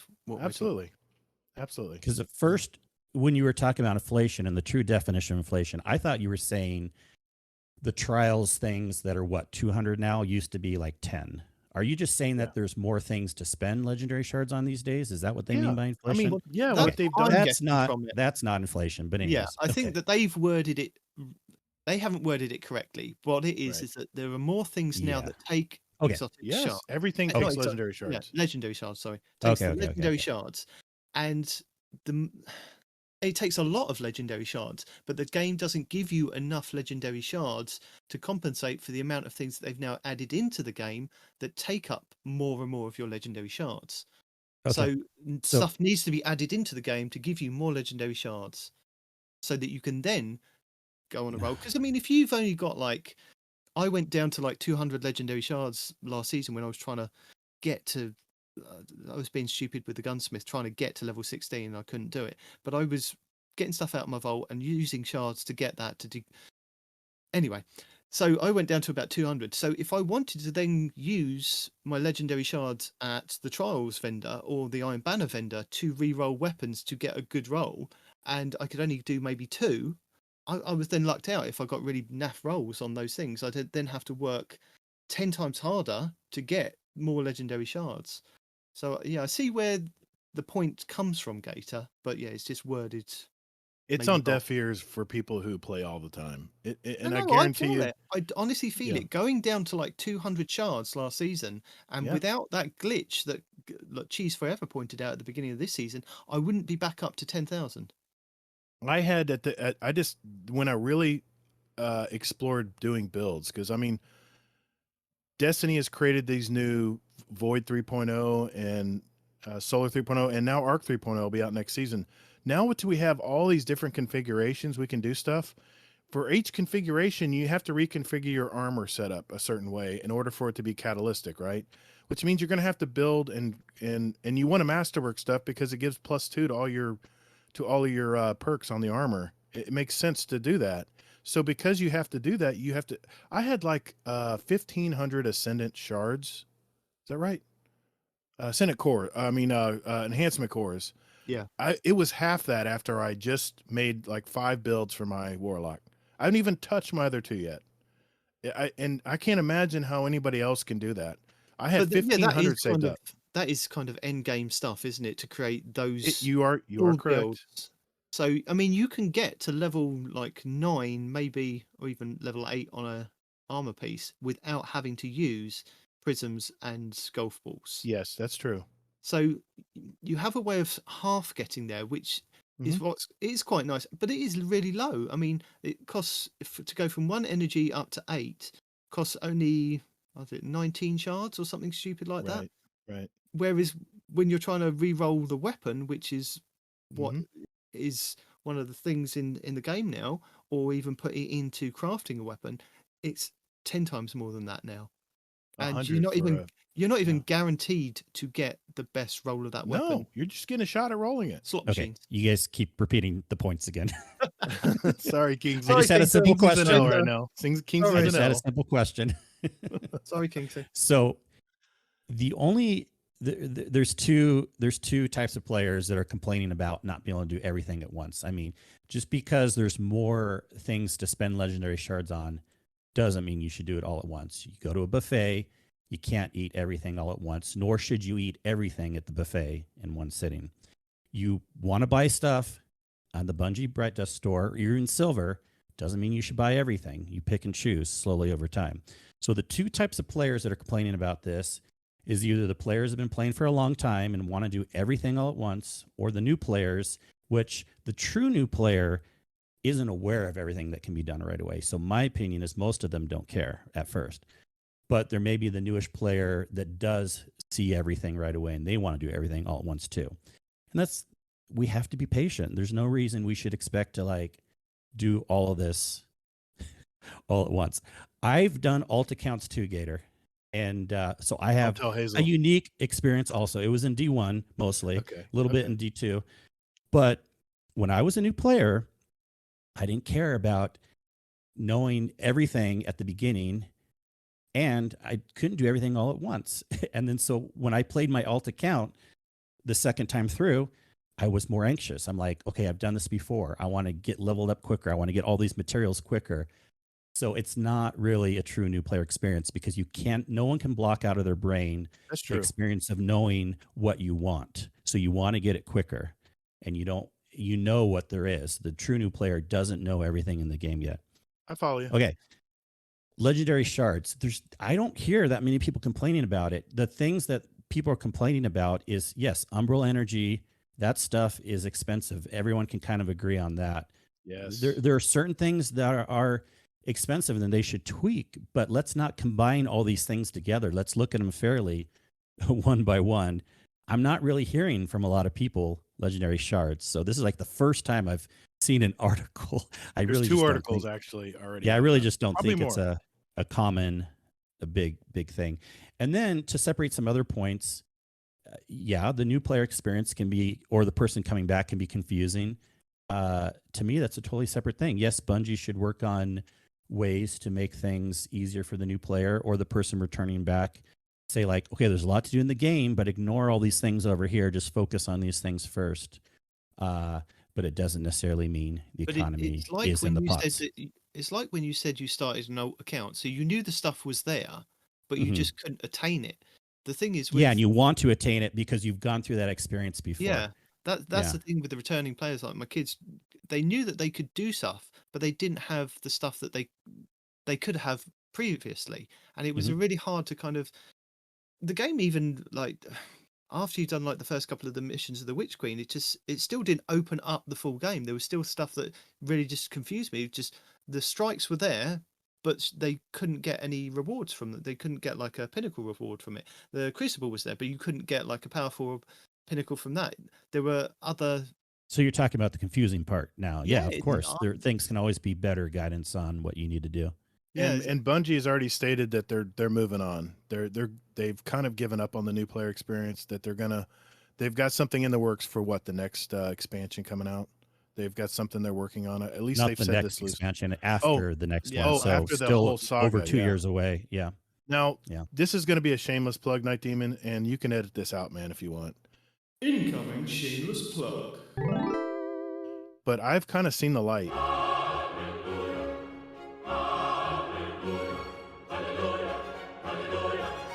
People haven't seen me in the Discord the last week or so, and it's because I'm actually going to be dipping my toe into content creation. I've been learning DaVinci Resolve. I'm actually doing video editing now as well. God help me. But I've actually decided to take my channel in a direction that helps new players. That's going to be my new direction. I've kind of just, when I heard all of this about how... Don't take Gator's advice. when I heard all... No, and no, follow me here. When I heard all about how confusing one thing I realized is when I talk to a lot of our community members who maybe don't play as much, like I'm using like Uncle Scumdeath, for instance. He does our Scumdeath's Corners every week. Yeah. He didn't even know what armor mods were. And I'm like, you know what? There's a lot of people out there telling you the best way to build this, or the best gun to get for Crucible, or the best build to easily get that GM done and stuff. But there's a lot of the channels that began telling people the simple things about what to do in Destiny. I don't see a lot of that anymore. And I kind of saw the light and I said, you know what? This is going to be my mission, is to try to get more people into this game and play this game. And I'm going to do it through video. And it's very basic. It's going to be very basic stuff. Like, what are mods? Why do I care about mods on armor? Yeah. And why can't we have them all at the same time? Wah. Don't get me started, Kingsley. I can get into that later. That'll be part 20. To the You new gotta players. be patient. I think the Teach thing, patience to the new players. You don't have to expect everything right away. I think the thing with that, Gator, is people do videos and they do up-to-date videos going, right, we're going to run you through this, we're going to run you through that. Right. And then time passes and it's like, okay, so that video's just left there in the ether, and it's like, as Peroty keeps putting it, it's like it may be 6 to 9 months out of date. So I think exactly. You just need to keep reiterating because you never know who's going to come back in and hear that. And I want more players to play this game. I want this game to blow up. The future's so bright for Bungie right now. And regardless of what anybody says about Elden Ring, Bungie is on the top of the mountain right now when it comes to live service gaming. They're doing a great job. Well, Fortnite and those games are on the top of the mountain, but well, they are too. But I mean, if that's the kind of game you want to play, but for the Destiny world and the fantasy draw and the story and the campaigns, and it's totally different than Fortnite. Fortnite's all about competing and multiplayer and stuff like that. I mean, their original game, when they came out with a story-based game, no one loved it. Everyone hated it. And then once Fortnite found out that the multiplayer part of the game was getting hot, they just left the story to rot. They don't care about, what was it called? Zombies Forever or something? I don't remember. I played it once. But a lot of players that decide to say, hey, my friends have been telling me to play this game. I jumped into it and I had some new thing to do here and there. I was confused and I left. I hear that so many times. I'm like, no, I've got to put something out there. And if no one watches it, fine. At least I did the effort. But that's where I just kind of have a calling. That's what I want to do. And it ties in with our podcast. It ties in with our community scrims, our community raid nights. And I'm including you guys too when I say this. It just all ties together so nicely for a person who wants to get into the game. We had a couple people come into our Discord last season that said they've been jumping from clan to clan because everyone kicks them out because they don't know enough. And we said, you know what, come on in here. And I'm not the best Sherpa. Kingsley can attest to that. I have a hard time explaining stuff sometimes. And I just don't play raids enough like you guys do. But we have a ton of Sherpas in our community. We brought him in. We took him through a raid. The guy was just tickled pink. He couldn't believe it. First try. You know, we got the Valve Disciples done, and it just made his day. And I was like, that's what I want to feel.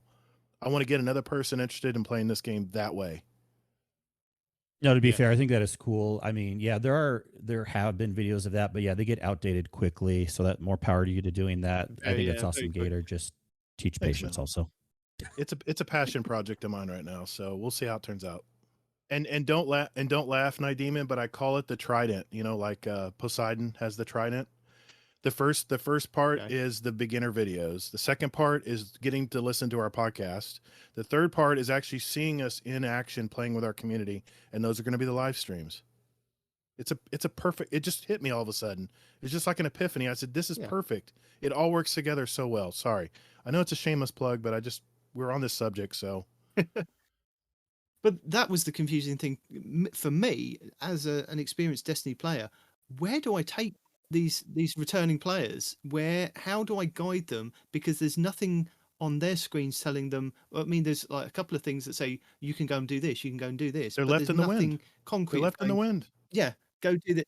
I know what I can do, but I didn't know what, even as free to, like the free to play players, because I haven't bought them the DLC. So what is also limited from what they can do with that as well was also another confusing thing.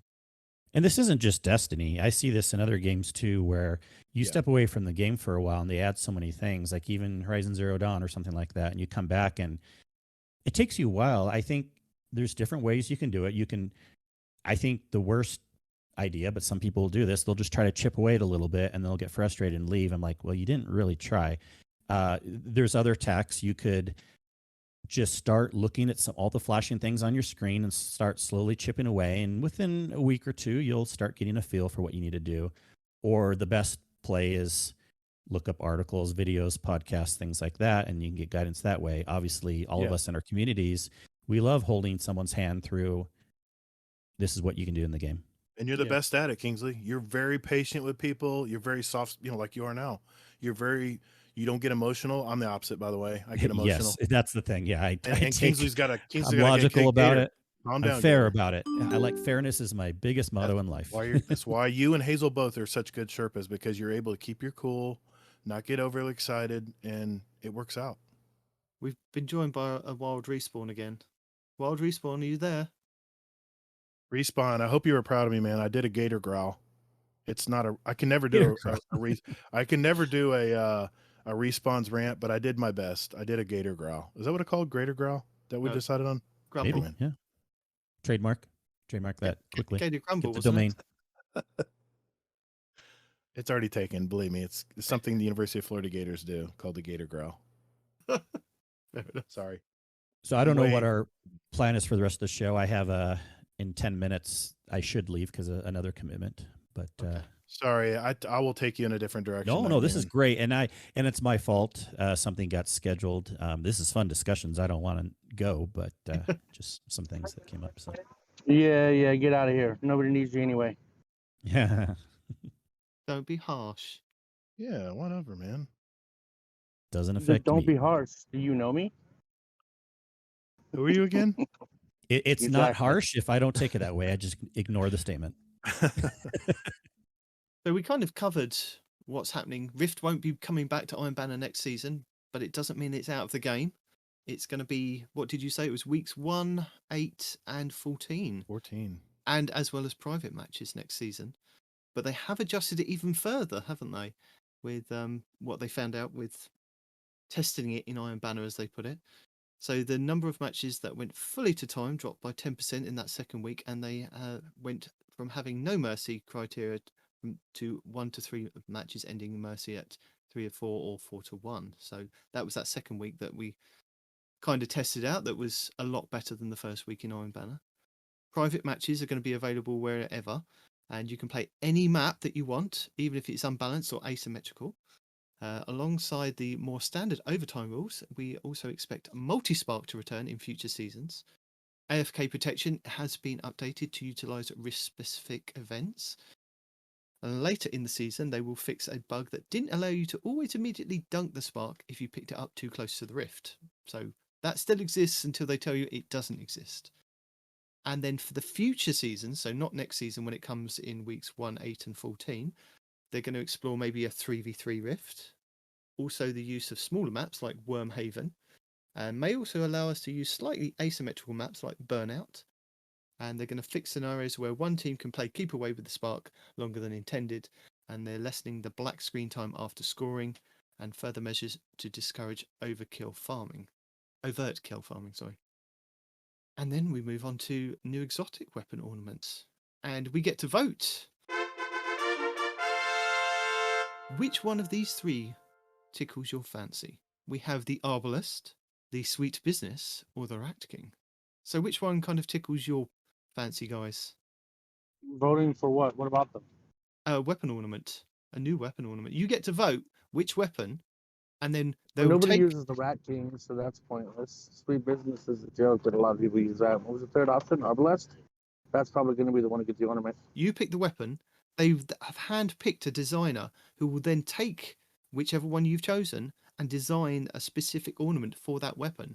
And then it will be implemented in a 1.5 years' time, basically, when we've all forgotten about it. Yeah, Arbalist would be the best. I wouldn't be sad if somehow Sweet Business got it. Yeah, Rat King is stupid because it's such a small weapon, and they already actually have a good design on the side of it, so it doesn't need an ornament.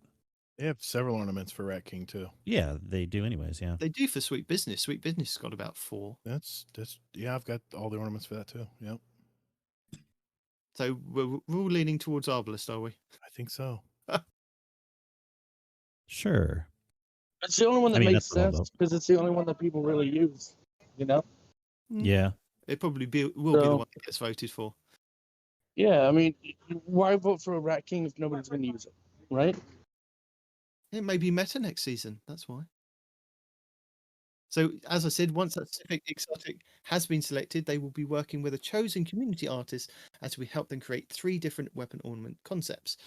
Once we have 3 that are viable to make it into the ornaments, we will have another community vote so that you can pick your personal favorite. So, we're going to pick the weapon and then we're going to pick the ornament. And that is going to hopefully be implemented by season 21. So, what are we now? We're season 17? Yeah. So, It'll be a while. possibly, yeah. It's gonna be a hot minute.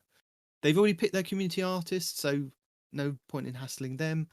And yeah, hopefully that'll be really cool. And then there's no point in telling you it's the last week of Solstice because by the time you hear this, Solstice will probably be Yeah. 1 day to go. So yeah, but we do have some player support report. So I'm going to pass it over to Kingsley to do his best parody impression for this. Ooh, and I better go fast because I do need a You do. jet here soon. Player support. I'm not doing my best impression because I don't have it pulled up. Here we go. Known issues. While we continue investigating various known issues, here's the list of the latest issues that were reported. Text chat has been disabled. Actually, it is back. So, It is. yeah. Anyways, the Eternity Crucible map did not count towards the flawless seals. This is the way triumph. The rally flag sometimes doesn't work in the second encounter of the Wellspring defend activity. This can be mitigated by waiting a few moments. I feel like we've known this for a while. I don't know why they're just letting us know this now. The Duality introductory quest doesn't count master completion for the quest's objective. Okay. Hopefully you're not doing master your first time. The Takes All Kinds weekly solstice bounty only progresses on major taken defeats. Who cares? Yeah. Players can instantly die when mounting a sparrow that's parked next to the bonfire. That sounds fun, actually. I want to try that. Yep.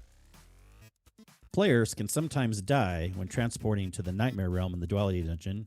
Again, this doesn't seem like new news. Glows on this year's solstice ornaments have an unintentionally reduced glow. Come on. Every year, right? Yeah, I said that last week. I'm sure there was an issue like the year before. Yeah, I'm on the right TWAB, right? Yeah, Hopefully. Yeah, okay. So, and then is that how he does it? Is there, we talk That's about it. any fixes coming? That's it. Okay. That's it. And Well- then we say that you normally, Kingsley, you have a Yeah. full list of known issues, don't you? You keep. Ah, man. Shouldn't have mentioned it. I've been slacking on that. Have you But let it slip? now that you have, maybe I need to work on that again. Well, it's always in our show notes. So if there is any Oh other my issues, gosh. I better start working on it again. we always say Been Kingsley busy. has an up-to-date list. Sorry to put the pressure on you. That's okay. But I'll tell you what I do keep an up-to-date list on. Yes. And give my shout outs again. Sorry, gentlemen, I got to leave. No, But that's fine. I keep an up to date list, and anyone let me know if there's any missing or ones that have stopped. But all known Destiny 2 podcasts. Yes, we keep that in our show notes. Yep. And the domain is very easy to find. It's destinypodcasts.com. And if you even forget that, you can find out any information about the Guardian Hub, where I come from, including how to join our Discord, clan, the link to Destiny Podcasts list, all of that information you can find in one easily updated cool spot, theguardianhub.com. The best hub on the net. That's Cool. Sin's line. Well, thank you very much for joining us this week. Do No appreciate you problem. stopping by. Gentlemen, So, have a Thanks for wonderful putting up with me, time. Kingsley.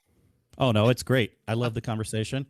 See, the thing too is I can be frustrated in a logical sense, but emotionally, I'm not frustrated. I'm having a good time.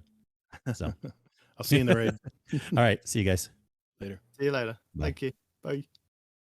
But yeah, I think we've kind of got to the end of the TWAB now, haven't we? And he's given all his information. So go and check out the Guardian Hub. especially anybody that wants to do some raids, and hit Kingsley up personally and tell him that I sent you, because that'll get you in. Hopefully, He's good people. He's a good guy. he is. So yeah, normally we do a Respawn's report roundup, but as Respawn is rounded up in an airport somewhere, I will do it because I haven't actually sent him the stuff. So that would be handy if I told you the stuff.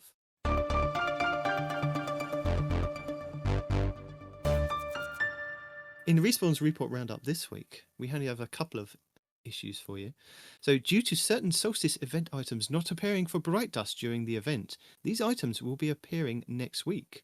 So we have the Sweet Sprinkle Ghost Shell, the Splendid Vidula Ghost GL Ornament, that's the Grenade Launcher Ornament, the Baroque Entrance Transmat Effect, the Water Gun Emote, the Quadricycle Sparrow, and the Regal Darling Shader, the Seashell Ghost Shell, the No Fair Emote, the Argent Dusk Ship, the Sudden Squall Hand Cannon Ornament, and the Seashell Projection, which I feel that they've kind of updated in the database because it's already in this week, well, today in Destiny, but that's what's kind of being updated next week in the Eververse store.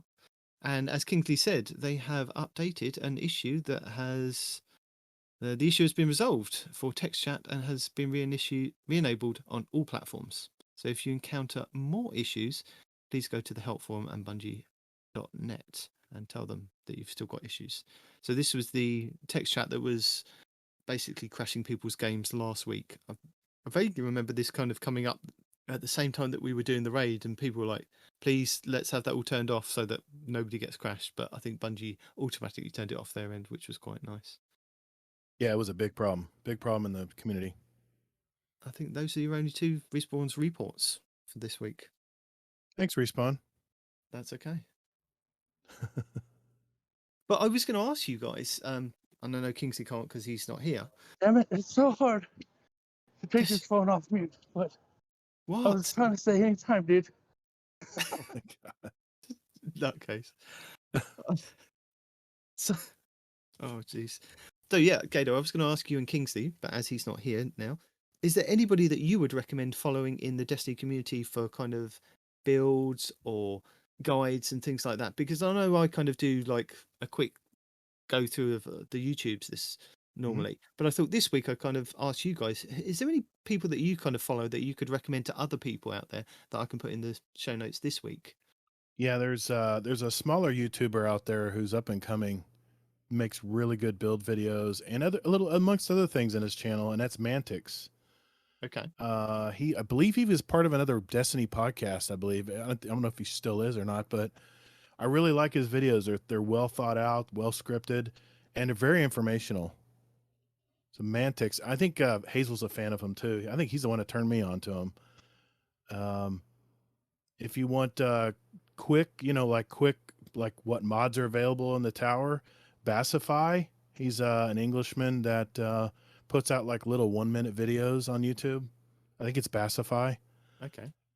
I like his stuff because I had on my alt accounts, there were a lot of mods that I didn't have, and I could just tune into his usually daily videos. They're just like a minute long, and I could immediately need to know if I need to go to A1. And he even does the research and says this mod has not been here in 3 months or 8 months or a year, and go get it right now. So it's very informational, very short videos, but I like the guy. Very simple videos. Cool. Anyone else? Sorry for putting you on the spot and not actually asking you this. No, question. I mean, of course, Crucible. My favorite Crucible guru is Cool Guy. I'm sure you've already mentioned him. Yeah. But if you have not followed True Vanguard, he does live streams. He does weapon reviews, all from his live streams. I love True Vanguard's work. Really super nice guy. He never cusses. He's very, I don't know if he's a religious man, but he's very clean cut. So if you have kids who want to tune in or kids are with you, he's very good to sit and watch him play. His play style is very much like mine in a Crucible. So like a cover shooter. And yeah, I've watched him ever since the Battlefield days. He's a great guy. That's all for me for now, I guess. Okay. Well, if you've got links to their channels, absolutely, and send them over to me, I can put those in our show notes for I will people to follow. Because again, I've been pretty lazy this week with watching stuff. Well, I Well, mean, no, you've had to I mean, you've had to do the whole show. I mean, Night Demon, I don't envy you, man. I mean, I have watched stuff on YouTube this week, but it's nothing kind of outrageous, apart from one video that was, if I can find it, G Miners. I think it's G Miners has Yes. done a test on the Legend of Acrius, and it's stronger than he thought. Anyway, it's doing quite high damage. So this is the shotgun, exotic shotgun in your heavy slot that was available from the first Leviathan raid. I believe you had to kind of run through it. I think it's available from the Monument to Lost Light in the tower now, and there is a catalyst for it as well. But apparently it's doing quite a lot of high damage, and people are kind of not actually paying any attention to it. So he's done a video on the damage and what it's kind of doing, because originally he'd done a video on it, testing it, and he'd made a mistake. So he's now gone back and done another one. So I'll link that in the show notes. But that's definitely one I thought was quite interesting this week. But yeah, I mean, I was watching a lot of Bife videos this week, catching up on some lore. Yeah. I need to catch up on my lore. I'm way behind. So, and we've missed Arf for the last couple of weeks. He's decided to have a holiday at the same time as Peroty, at the same time that Respawn decides he wants to do some work. I don't know what that's all about, but Misleading. He's another good guy. okay. Misleading. I got this link here. I'll send it to you as well. He's an up and comer as well. I like his content. He does really good work on it, and it's all over the place. He does builds. He does ornaments to get. He tells people what stuff to look for in the tower coming up. Kind of what you do. But yeah, I like his stuff too. I'm sending you the links. Thank you. So, I think that might be the end of the show. Did I do okay? Was I annoying? You enough? did brilliantly. You did brilliantly, Okay. yeah. You Thank you. annoyed our stand-in Parody enough that he couldn't actually string some words together to counter-argue you, which was good. There was too much to counter-argue. I as he just threw everything at him. Why Yeah. not? Oh dear. So, would you tell the people where you come from and all your links so that we can force your links on them as well? Yeah, and I'm sorry, I was a shameless plug earlier, but I've just is kind of a passion project of mine. My it's not a new channel; it's actually been out a long time. I just have never really done much with it, but it's Gator, GATR, all caps. Don't forget those underscores in between. You can reach me on PSN and on Steam that very same way, and I'm Todd the Gator on Twitter. Don't remember that's GATR, not the animal. And our podcast is Guardian Downcast. You can find us anywhere you get a podcast. Like I said, we've been podcasting for over 3 years now. And my co-host Hazelnut, or Hazel NT, is my co-host. And you can find us at guardiandowncast.com. Real simple. All our links and everything's right there. Thanks for having me on, man. This was fun. I love talking Destiny. So I really appreciate it, you stepping in for the Hunter Master Rager. And hopefully when he listens back, he says that you've done him justice. So if I lose the bet, and it is, in fact, Wrath of the Machine raid, I will be maining a Hunter, so I might be Hunter Rager Master Race next season.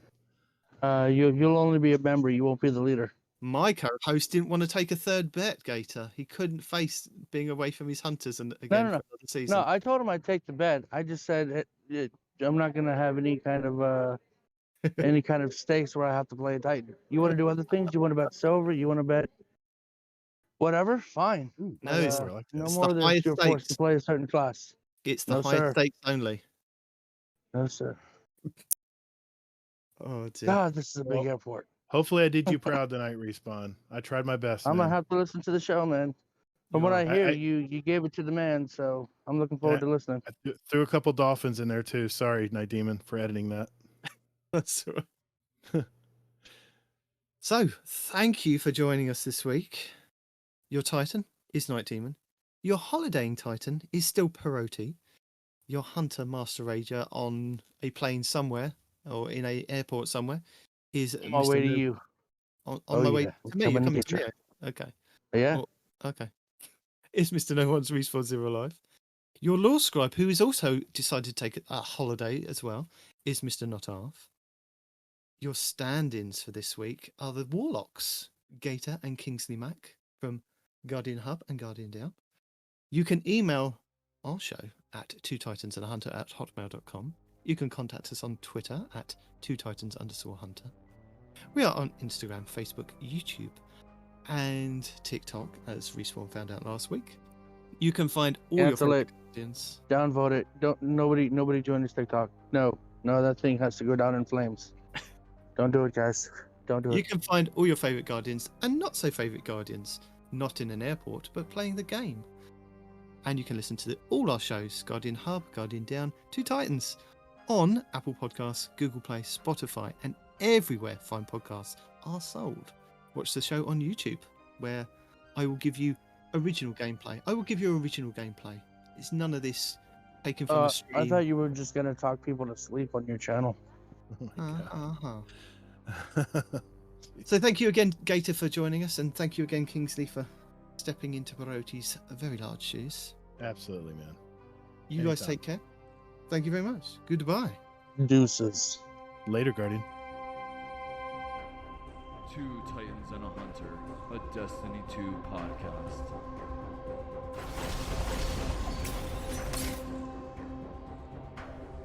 I love the fact that you came back just to be in the airport, you mad person.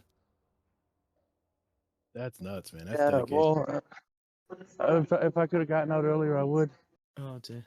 Anyway, so I didn't get to read the TWAB, and now since I wasn't on the show, I guess I got to go watch it.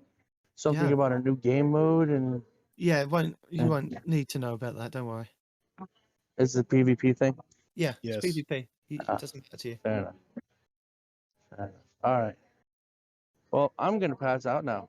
Okay. So later, man.